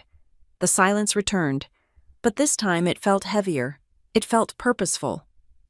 I turned back to my laptop. The file for Northbridge Therapeutics versus Jane Doe was still open. I had been reading it for the last hour. And the more I read, the colder the pit of my stomach became. The case was technically a procedural dispute about sealing records. Northbridge Therapeutics, my father's employer, was arguing that the internal emails provided by the whistleblower contained proprietary trade secrets regarding their manufacturing process. They claimed that if these emails were released to the public, competitors could steal their formula. It was a standard defense. Corporations used it all the time to hide dirty laundry. But I was looking at the unredacted documents. As an appellate judge reviewing the sealing order, I had access to the raw evidence. I scrolled to Exhibit C. It was an email chain between the Vice President of Clinical Trials and the Chief Safety Officer. The date was 18 months ago. Email from VP. We are seeing a signal in the Phase 3 data. Arrhythmias in the control group are at 2%. In the test group, they are at 8%. That is a 4-fold increase. Email from Safety Officer. If we report this, the FDA will pause the approval. We will miss the Q4 launch window. The stock will tank. Email from VP. Can we reclassify the arrhythmias? Call them palpitations or anxiety-induced events. If we drop the severity code, they fall below the reporting threshold. Email from Safety Officer. I can do that, but it is risky. If this gets out. Email from VP. It won't get out. Just fix the data. Douglas needs this launch to happen on schedule. I stopped breathing for a second. Douglas needs this launch to happen on schedule. My father's name, right there in the black and white text of a federal exhibit. He wasn't the author of the email, he wasn't the recipient, but he was the motivation. He was the pressure point. Douglas referred to Douglas Bryant, the Senior Vice President of Operations. I leaned back in my chair, staring at the ceiling. My father was at a party right now. celebrating 40 years of service to this company. He was drinking expensive scotch, surrounded by the very people who had written these emails. They were toasting to his legacy, and his legacy was built on a lie that might be killing people. The irony was so thick it was suffocating. He had banned me from the party because he was afraid I would embarrass him. He was afraid I would look low class. He was afraid my job defending thieves would taint his pristine reputation. Meanwhile, the real crime, the white collar, sanitized, corporate crime, was happening in his own backyard, and I was the one holding the shovel. I looked at the phone again, sitting dead on the counter. For a moment, a wave of childlike instinct washed over me. I wanted to call my mom, not to tell her about the case. That would be illegal. But just to hear her voice. I wanted to ask her if she was having a good time. I wanted to hear her say she missed me, even if it was a lie. I wanted to be reassured that despite the coldness of the text messages, there was still some warmth left in the family hearth. I reached for the phone. My hand hovered over it. Then I pulled back. If I called her, she would step out of the ballroom. She would be annoyed at the interruption. She would lower her voice and say, "Brooke, I can't talk right now. The speeches are starting." Or worse, she would put me on speaker so Savannah could say something passive-aggressive about how much fun they were having. I would just be pulling her into a conflict of loyalties she wasn't equipped to handle. She had chosen her side. She was team appearance. I was team reality. I couldn't protect her from what was coming. The case was on my docket. The decision had to be made. If I unsealed these documents, and legally, I saw no justification for keeping them sealed. The scandal would destroy Northbridge's reputation. It would likely lead to criminal investigations. It would destroy my father's retirement. Calling her now would just be cruel. It would be an attempt to bridge a gap that was about to become a canyon. I left the phone off. I stood up and walked to the window. The city lights were a grid of gold and white. Somewhere out there, people were dying because of a heart medication they thought was safe. Somewhere out there, investors were buying stock based on fraudulent data. And somewhere out there, my family was dancing. I felt a strange sense of calm settle over me. It was the calm of the courtroom before the bailiff cries, "All rise." In the past, I would have felt helpless. I would have felt like the victim of their exclusion. But tonight, I didn't feel like a victim. I felt like the only adult in the room. They had their party. They had their noise. They had their fleeting moment of spotlight. I had the file. I had the law. And come Monday morning, I had the gavel. I went to the closet and looked at the robe one last time. It hung there, silent and heavy. It didn't sparkle like Savannah's dress. It didn't catch the light. It absorbed it. "You have no idea," I whispered to the empty apartment. "You have absolutely no idea." I turned off the lights in the living room. It was only 9 o'clock, but I was exhausted. Not the exhaustion of defeat, but the exhaustion of preparation. I needed to be sharp. I needed to be flawless. I brushed my teeth, washed my face, and climbed into bed. The sheets were cool. The city noise was a distant hum. I closed my eyes and visualized the courtroom. I visualized the bench. I visualized the look on Evan's face when the door opened.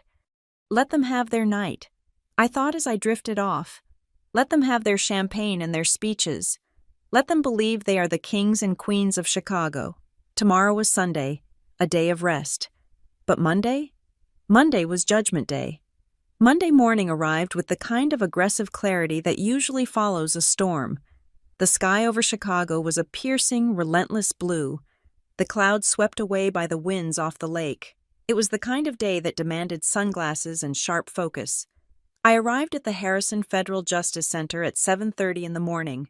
The building was a monolith of glass and steel, towering over the street like a fortress of the state. Usually, I would enter through the side door, navigating the long security lines with the other public defenders, juggling a coffee and 3 binders of case files. Today, I walked to the private entrance on the north side of the building. I swiped my new ID card against the black reader. The light turned green with a decisive chirp. The heavy glass doors slid open, and the security guard at the desk, a man I had nodded to for 6 years without him ever really seeing me, stood up. He looked at the screen on his console, which displayed my new clearance level, and then he looked at me. His eyes widened. He straightened his back and gave a sharp, respectful nod. "Good morning, Judge Bryant," he said. "Good morning," I replied. The title felt strange on my tongue, new and heavy, but I did not stumble. I walked past the metal detectors and toward the private elevator bank reserved for the judiciary. I stepped into the elevator and pressed the button for the 27th floor. The doors closed, sealing me in a quiet, ascending capsule. My stomach did not flutter. My hands did not shake. I felt a cold, crystalline sense of purpose. The girl who wanted her father's approval was gone. The woman who was about to rewrite the family history was standing in her place. When the elevator doors opened, the hallway was silent. The carpet was thick, muffling the sound of my heels. I walked toward my chambers. For the last 3 days, a piece of opaque paper had covered the brass plaque next to the door. As I approached, I saw that the maintenance crew had already been there. The paper was gone. I stopped. I stared at the gold lettering etched into the black metal. Honorable Brooke Bryant, United States Circuit Judge. I reached out and touched the cold metal of the B. It was permanent. It was undeniable. I unlocked the heavy oak door and stepped inside. My chambers smelled of lemon polish and old books.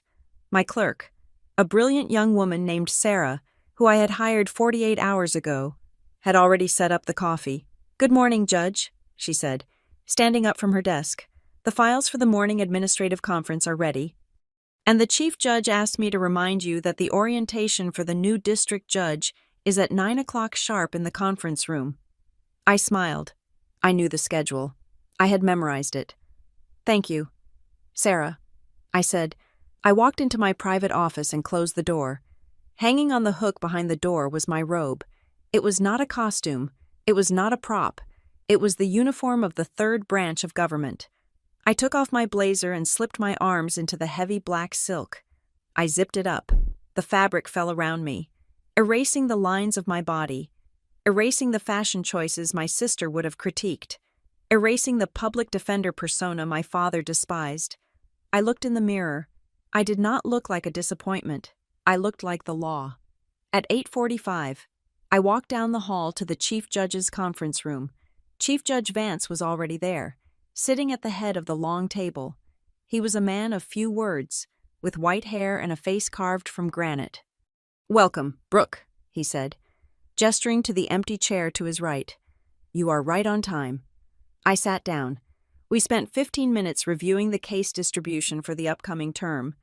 I spoke clearly and concisely, offering my input on the docket management. I was not the junior associate here. I was a colleague. I was a vote. At exactly 8:59, there was a knock on the heavy double doors. Judge Vance looked at his watch. "That will be our new induction," he said. He looked at me, a small, knowing glint in his eye. He knew the history. Senator Hollis had briefed him. He knew exactly what was about to happen. "Enter," Judge Vance called out. The door swung open. Evan Hart walked in. He looked every inch the part my father had cast him in. He was wearing a navy suit that likely cost $5,000. His tie was a perfect shade of crimson power. His hair was coiffed, his chin was up, and his smile was a blinding beam of confidence. He walked with the swagger of a man who believes the world has finally recognized his genius. He did not look at the people at the table immediately. He looked at the room. He took a moment to admire the view of the lake, the shelves of leather-bound books, the sheer gravitas of the space he believed he was conquering.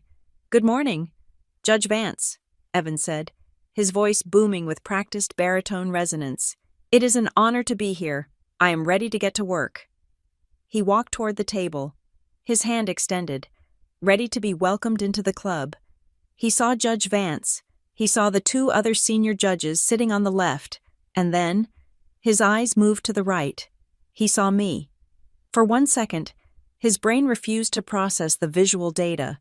I could see the confusion flickering behind his eyes. He recognized my face, but the context was so impossible, so shattered, that he could not make the connection. He thought perhaps I was a clerk, Or maybe he thought he was hallucinating. Then, his eyes drifted down. He saw the black robe. He saw the high collar. He saw the way I was sitting, not in a chair against the wall, but at the table. At the right hand of the chief, the smile did not just fade.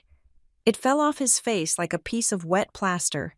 His hand, still extended for a handshake, froze in midair. He stopped walking. His mouth opened slightly, but no sound came out. It was a silence so absolute it felt like the air had been sucked out of the room. "Brooke?" he whispered. The name came out as a question, weak and trembling. I did not smile. I did not smirk. I kept my face completely neutral, the face of a judge looking at a defendant. "Good morning, Evan," I said. My voice was calm, authoritative, and stripped of any familial warmth. Evan blinked rapidly. He looked at Judge Vance, then back at me, then back at Vance. He looked like a man who had walked through a door expecting a ballroom and found himself hanging off a cliff.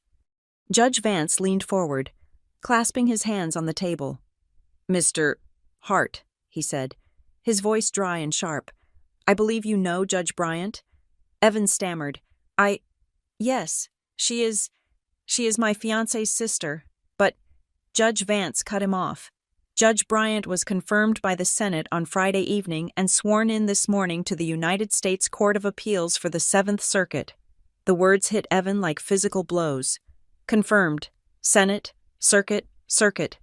Evan repeated, his voice cracking. "Yes," Vance continued.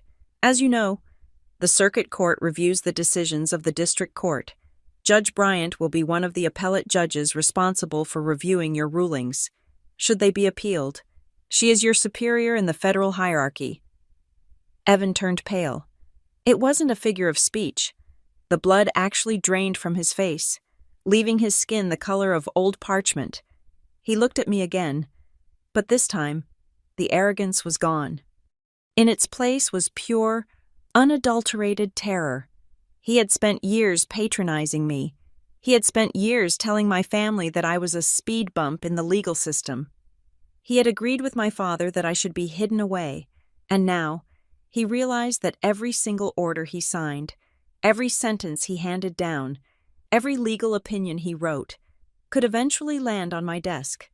I was the person who would grade his homework for the rest of his life. I didn't know," he managed to say.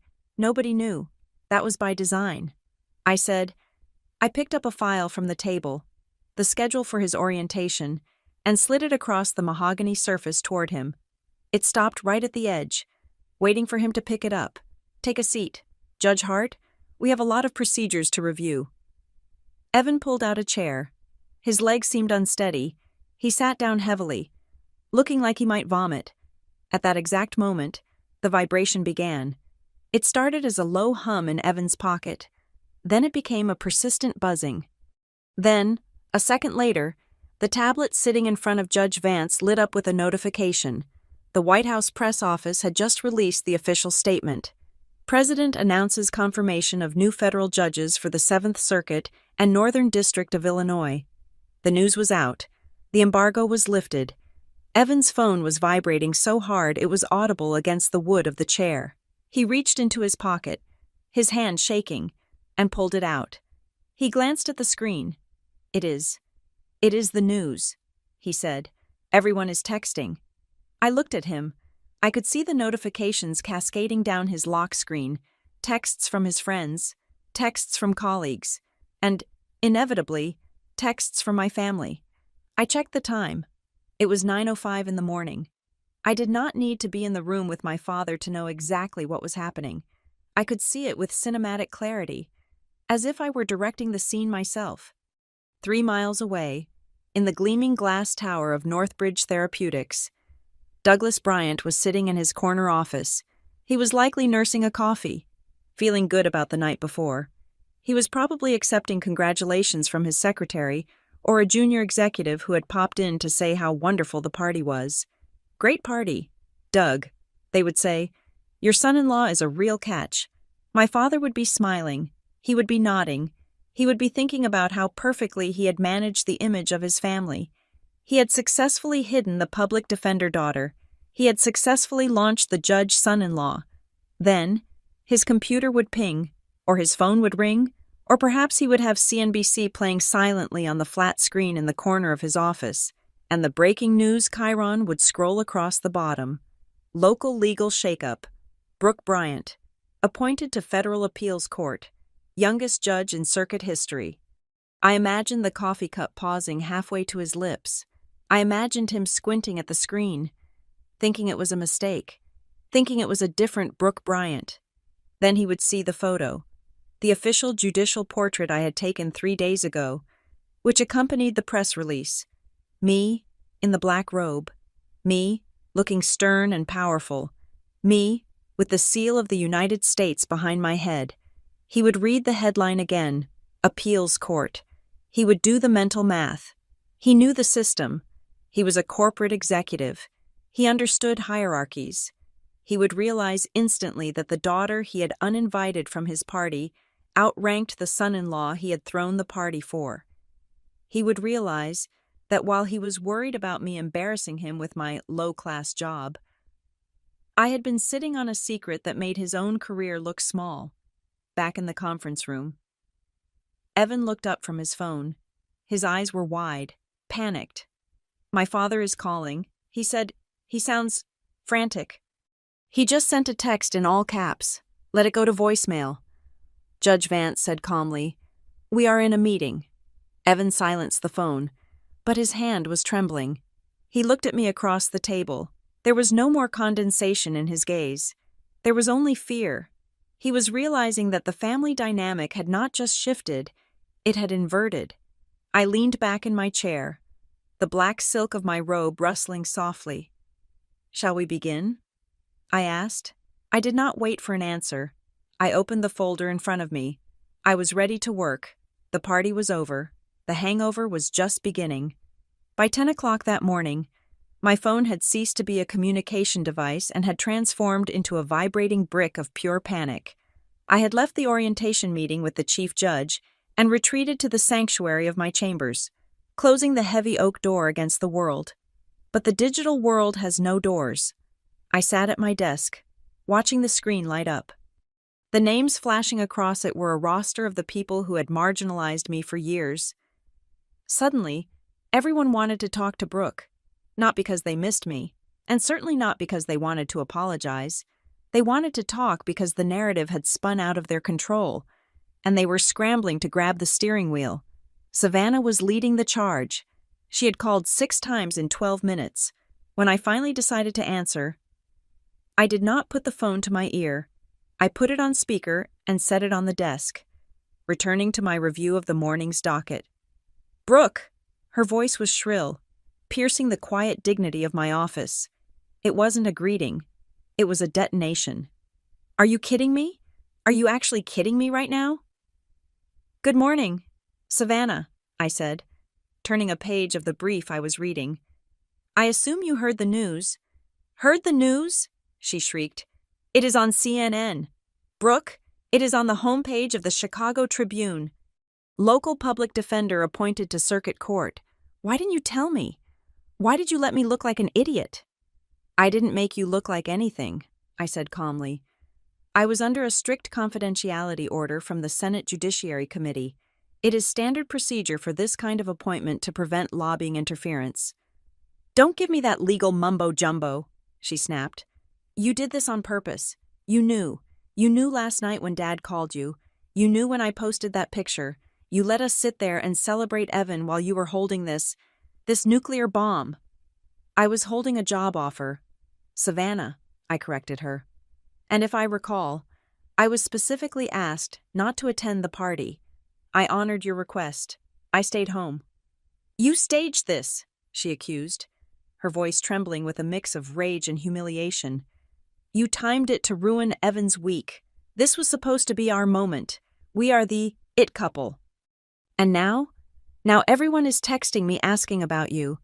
They are asking why the brilliant Judge Bryant wasn't at the party. Do you know how embarrassing that is? To have to tell people I didn't know my own sister was being appointed to a higher court than my fiancé?" "It sounds like a difficult conversation," I said, my voice devoid of sympathy. Perhaps you should tell them the truth. Tell them you were too busy curating your image to ask me about my life. You are so selfish, she hissed. You have always been jealous of me. You couldn't stand that I was happy. So you had to go and outrank us. I almost laughed. To Savannah, federal jurisprudence was just a game of social climbing. She thought I had spent 6 years in the trenches and undergone a grueling FBI vetting process just to upstage her engagement photos. I have to go. Savannah, I said. I have a session in 20 minutes. Don't you hang up on me. We have to fix this. You need to put out a statement saying you told us, and we were keeping it a secret for safety reasons. You need to spin this so we don't look like a dysfunctional family who doesn't talk to each other. I am a judge now. Savannah, I said, reaching for the red button to end the call. I don't spin. I rule. I disconnected the line. The silence that followed was brief. A text message from my father arrived moments later. It was not the explosive rage of my sister. It was the cold, narcissistic concern of a man whose stock value was dropping. People are asking why the family was unaware. He wrote, "The chairman of the board just emailed me. He asked how a father could be so disconnected from his daughter's career that he didn't know she was being vetted for the circuit. It makes me look incompetent. Brooke, it makes me look like I don't have my house in order. I read the text twice. It makes me look incompetent. Not, I am sorry I underestimated you. Not, I am so proud of you. Just a complaint that my success had exposed his negligence. He wasn't hurt because he had missed a milestone in my life. He was hurt because his brand management had failed. I didn't reply. I let the text sit there, unanswered, just like he had left my ambitions unanswered for years. Around noon, my clerk, Sarah, knocked softly on the door. "Judge," she said, looking slightly uncomfortable. "There is a woman in the outer reception area. She says she is your mother. She doesn't have an appointment, but, well, she is refusing to leave." I sighed, taking off my reading glasses. "Send her in." My mother, Marianne Bryant, walked into my chambers like she was entering a cathedral where she hadn't paid her tithes. She was wearing a beige cashmere coat and holding her purse with both hands, clutching it like a shield. She looked around the room, taking in the mahogany bookshelves, the leather furniture, the view of the lake, and finally, the black robe hanging on the back of the door. She looked at me, and for the first time in my life, I saw intimidation in her eyes. "Brooke," she said softly. "Mom," I said. I didn't stand up. I remained seated behind my desk, maintaining the barrier between us. "To what do I owe the visit?" She walked closer, but she didn't sit down. I saw the news. On the television. Your father called me. He is frantic." "I imagine he is," I said. "Why didn't you tell us?" she asked. Her voice wasn't angry like Savannah's. It was pleading. It was the voice of a woman who wanted everything to be smooth and pleasant. "We could have celebrated you. We could have been part of this. You made it very clear that you didn't want to be part of my life." "Mom," I said, "you uninvited me from the family gathering less than 24 hours ago. You told me my work was something to be ashamed of." "We didn't mean it like that," she protested weakly. We didn't understand. We thought you were struggling. We didn't know you were this." She gestured vaguely at the room, at the power it represented. "You didn't know because you never asked," I said. "You saw what you wanted to see. You saw a failure because it made you feel better about Savannah's success." She flinched. "That is not fair. We love you." "You love the version of me that fits in your box," I said. "And I don't fit anymore." She took a breath, trying to regain her composure. She reached into her purse and pulled out a tissue, dabbing at eyes that were dry. "Look, Brooke, what is done, but we need to handle the fallout. The phone hasn't stopped ringing. The neighbors, the bridge club, the relatives, everyone is confused. They think we are estranged." "We are estranged, Mom," I said. "We just pretend we aren't for Thanksgiving dinner."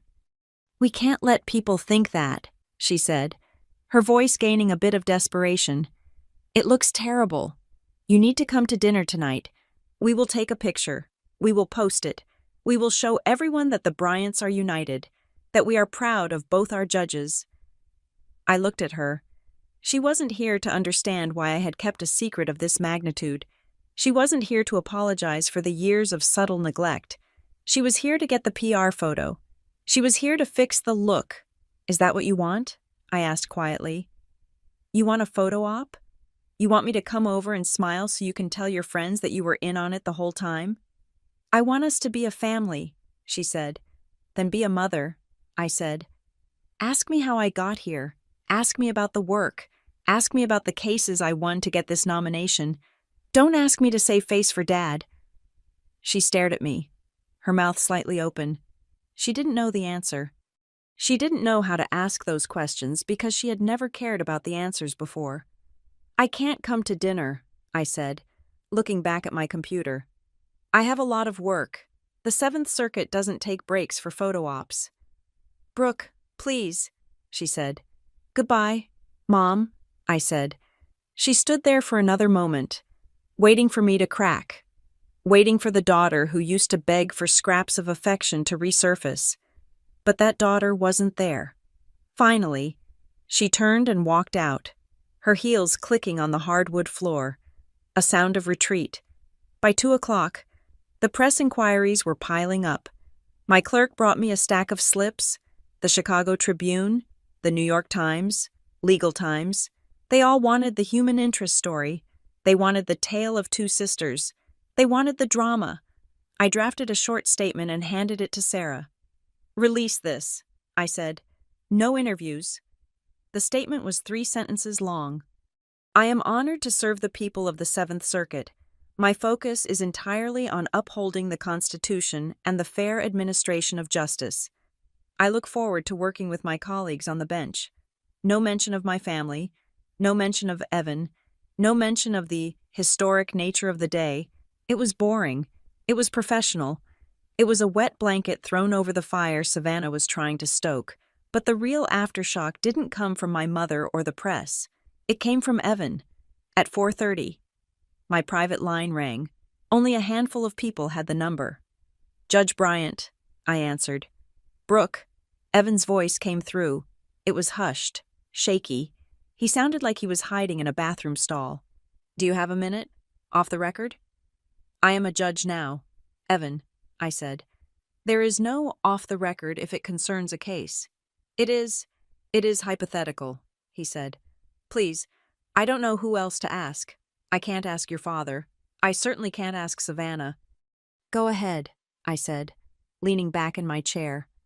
"I am looking at my docket," he said. "The cases that were assigned to my seat before I got here, there is a motion pending. It involves a company."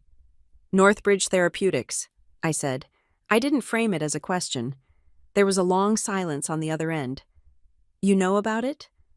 "I know that Northbridge is a major litigant in this district," I said carefully.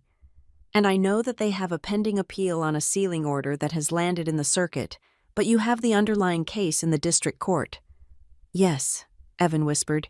"They filed a motion to dismiss the whistleblower complaint this morning. It is on my desk. Brooke, my first day, my first major motion, and it is your father's company." "And?" I asked. "And Douglas called me," Evan admitted. The confession came out in a rush of air. "He called me 20 minutes ago. He didn't mention the case explicitly. He just said," he said, "I know you will do the right thing. Evan, we are family. We protect our own." I closed my eyes. My father. He wasn't just negligent. He was actively corrupting the judiciary. He was trying to call in a favor from a judge who had been on the bench for less than 8 hours. "He shouldn't have done that," I said. "I know." Evan's voice rose in panic. "I know he shouldn't have. If anyone finds out he made that call, if it looks like ex parte communication, Brooke, I could be disbarred. I could be impeached before I even start." "You are conflicted out, Evan," I said. My voice was steel. "You are engaged to the daughter of a senior executive at the defendant company. You cannot hear that case. You have to recuse yourself. I know, he said again. But if I recuse myself, Douglas will be furious.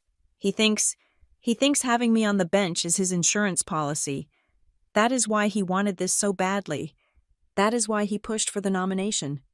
He thinks I am in his pocket. Are you? I asked. The question hung in the air. No, Evan said.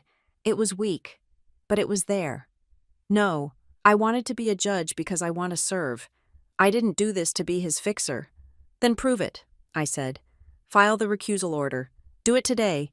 Do it before you leave the building. Savannah will kill me, he groaned. She will say I'm betraying the family. Savannah isn't the one who took an oath this morning, I said. You did, and I did. And let me tell you something. Judge Hart, that case, the appeal regarding the sealed documents, it is on my desk. I am reviewing it right now. I let that sink in. You have the appeal? He breathed. I do, I said. So here's the reality. Evan, you can try to please my father and bury that case, and when it comes up to me, I will overturn you, and I will write an opinion bench slapping you so hard your grandchildren will feel it. Or you can recuse yourself, act like a federal judge, and let the system work the way it is supposed to. He is going to hate us, Evan said. He is going to hate both of us. He already hates me, I said. I am used to it. The question is, are you man enough to be hated for doing the right thing? Or did you just want the title? Evan was silent for a long time. Finally, I heard him exhale. It was the sound of a man stepping off a ledge. I will file the recusal, he said. I will do it now. Good, I said. Welcome to the bench, Evan. I hung up. I sat there in the fading light of the afternoon. The victory didn't feel triumphant. It felt heavy. I had just navigated my first judicial crisis, and it was a mess of my own family's making.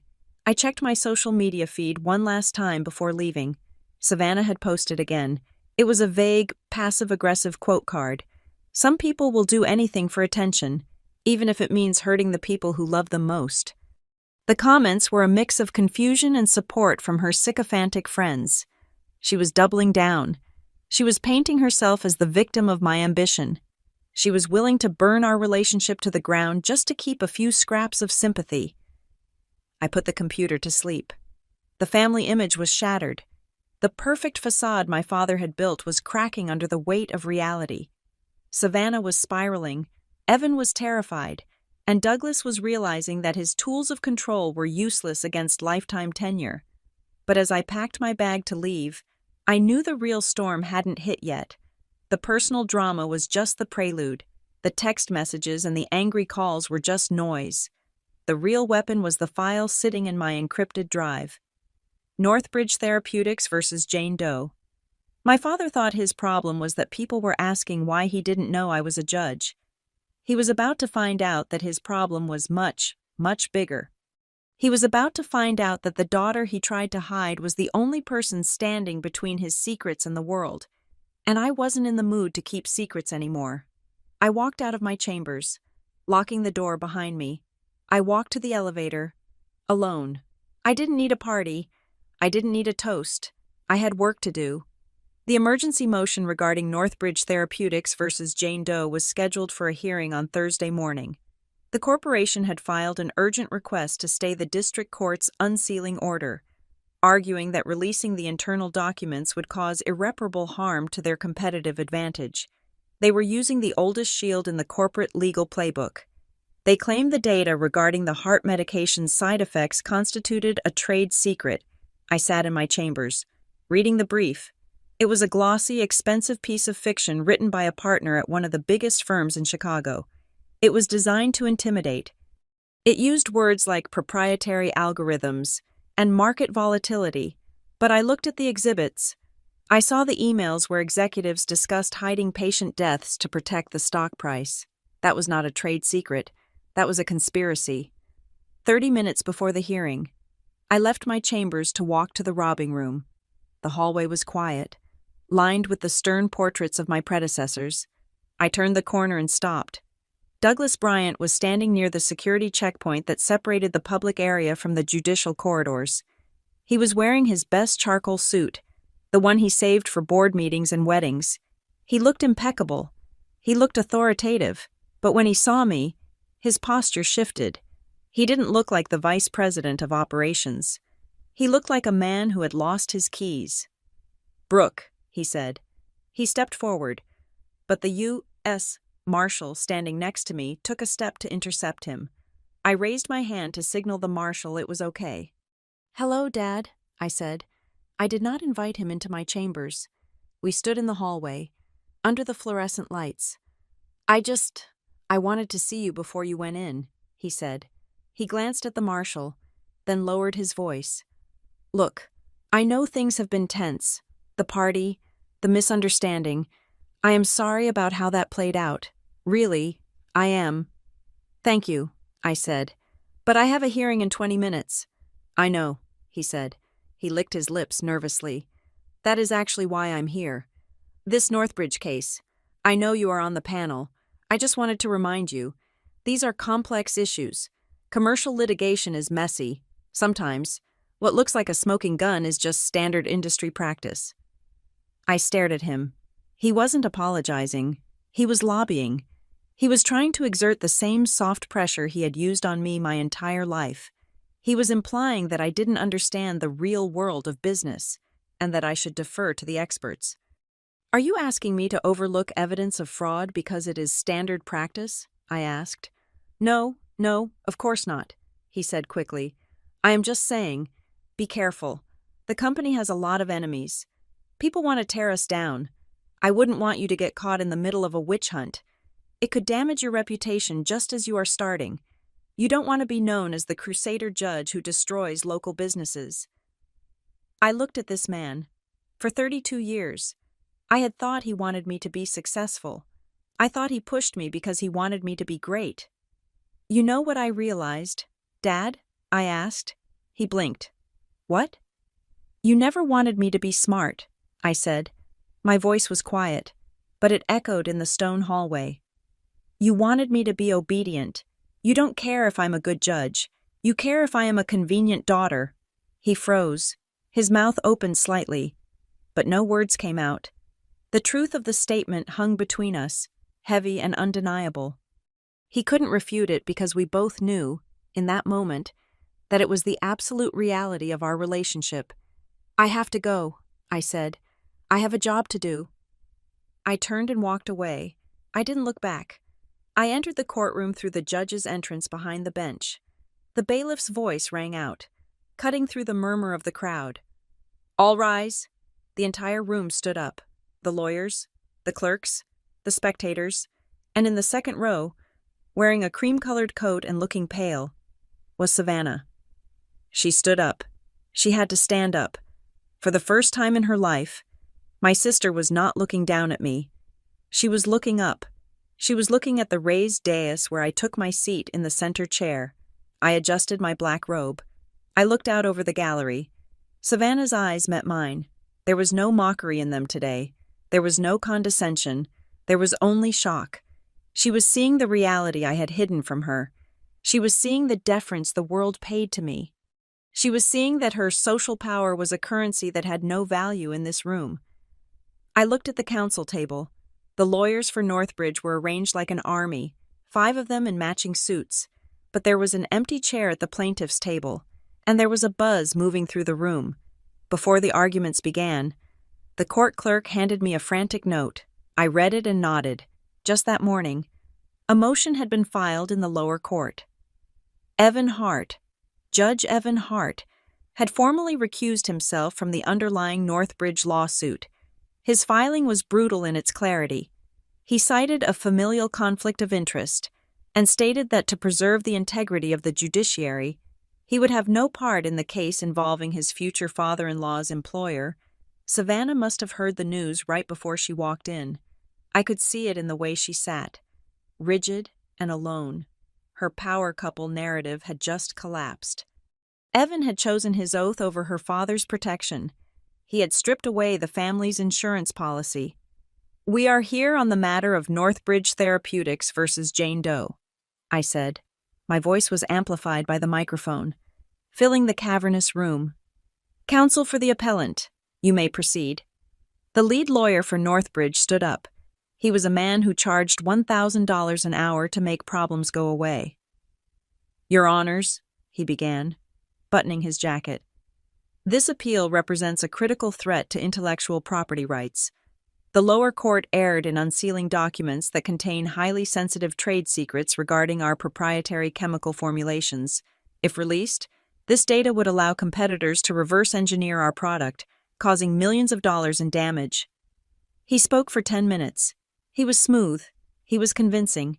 If you didn't know the case, you would think he was protecting the recipe for Coca-Cola. When he paused for a breath, I leaned forward. Counsel, I said. The room went silent. The lawyer looked up at me, confident. I have reviewed the sealed documents in question, I said. Specifically, Exhibit C and D. These documents do not appear to contain chemical formulas. They appear to be email chains between executives discussing the reclassification of adverse patient outcomes in clinical trials. The lawyer stiffened. Your Honor, those discussions are inextricably linked to the development process. They reflect the internal deliberations regarding efficacy. Since when? I asked, my voice sharpening. Is the decision to label a heart attack as anxiety a proprietary manufacturing process? The lawyer hesitated. It is part of the regulatory strategy, which is confidential. Fraud is not a trade secret. Counsel, I said. A gasp went through the gallery. The lawyer's face turned a shade of red that clashed with his tie. We object to that characterization, Your Honor, he stammered. You are asking this court, I continued, relentless, to use its sealing power to hide evidence that your client may have misled the FDA about the safety of a drug that is currently being prescribed to thousands of patients. You are arguing that the public's right to know about potential lethal side effects is outweighed by your client's desire to keep their stock price high. Is that your argument? No, Your Honor. We are simply... Because if that is your argument, I cut him off. I can tell you right now, it is not a winning one. I looked past the lawyer. I looked directly at the gallery. I saw my father sitting 2 seats away from Savannah. He had slipped in late. He was staring at me. He wasn't looking at his expensive lawyer. He wasn't looking at the board members who were whispering furiously to each other. He was looking at me. He was watching his daughter dismantle the lie he had lived for 40 years. He was watching me perform a job that required a level of intellect and courage he had never credited me with. The hearing lasted another 30 minutes, but it was over in that moment. The Northbridge lawyers crumbled. They couldn't justify the seal without admitting to the cover-up. I trapped them in their own logic. I used their own citations against them. The lockpick picked the lock, and the door swung wide open. When the arguments concluded, I didn't wait. The court is prepared to rule, I said. Usually, we would take the case under advisement and issue a written opinion weeks later, but this was an emergency motion. Lives were at risk. The appellant's motion to stay the unsealing order is denied, I declared. The court finds no trade secret protection applies to evidence of regulatory non-compliance or fraud. The public interest in this information is paramount. The documents are to be unsealed immediately. I banged the gavel. The sound was like a gunshot. I stood up. Court is adjourned. I walked out of the courtroom, my robe flowing behind me. I felt light. I felt clean. I had not done it to hurt my father. I had done it because it was the right thing to do. And the fact that it destroyed his house of cards was just a consequence of him building it on a foundation of lies. I went back to my chambers and took off the robe. I hung it up carefully. 10 minutes later, there was a knock on my door. It was Douglas. He walked in slowly. He looked older than he had an hour ago. The swagger was gone. The corporate mask had dissolved. He stood in front of my desk. I didn't offer him a seat. I watched you, he said. His voice was shaky. I saw, I said. You were... He struggled for the word. You were formidable. I have seen the best lawyers in the country argue. I have never seen anyone take apart a defense like that. I did my homework, I said. He looked down at his hands. The stock is going to crash. The investigation will start tomorrow. I will probably be forced out. Probably, I said. If you knew about the data and did nothing, you might face liability too. He nodded. He didn't fight it. He looked up at me, and his eyes were wet. I was wrong, he whispered. I waited. I don't mean about the case, he said. I mean, I was wrong about you. I thought you were weak because you chose to help the weak. I thought you lacked ambition because you didn't want money. But today I saw that you have more power than any of us. And you earned it. I didn't give it to you. I couldn't buy it for you. You did it yourself. It was the apology I had waited a lifetime to hear. But now that it was here, it didn't fix everything. It didn't erase the years of neglect. It didn't erase the text message telling me to skip the party. Thank you for saying that, Dad, I said. But we need to be clear about something. He looked at me. I am not your redemption, I said. And I am not your PR strategy. You don't get to brag about me now to distract from what is happening at Northbridge. You don't get to use my title to polish the family name. I understand, he said. If we are going to have a relationship, I continued, it starts with respect. You have to respect my work, even when it is inconvenient for you, even when it doesn't help you save face. I do, he said. I respect you. Brooke, more than you know. He turned to leave. At the door, he stopped. Your sister, she is in the lobby. She is crying. Evan broke up with the idea of the power couple. He told her he needs to focus on his career, not her image. That is between them, I said. Right, he said. Goodbye, Judge. Goodbye, Dad, I said. He walked out. I stood alone in my office. I walked to the window and looked out at Chicago. The sun was setting, casting long shadows over the city. Savannah had lost her narrative. Evan had found his conscience. Douglas had lost his kingdom, but perhaps found his daughter. And me? I turned away from the window and looked at the stack of files on my desk. There was a new case waiting, a constitutional challenge regarding voting rights. It was complex, difficult, and important. I sat down in my chair.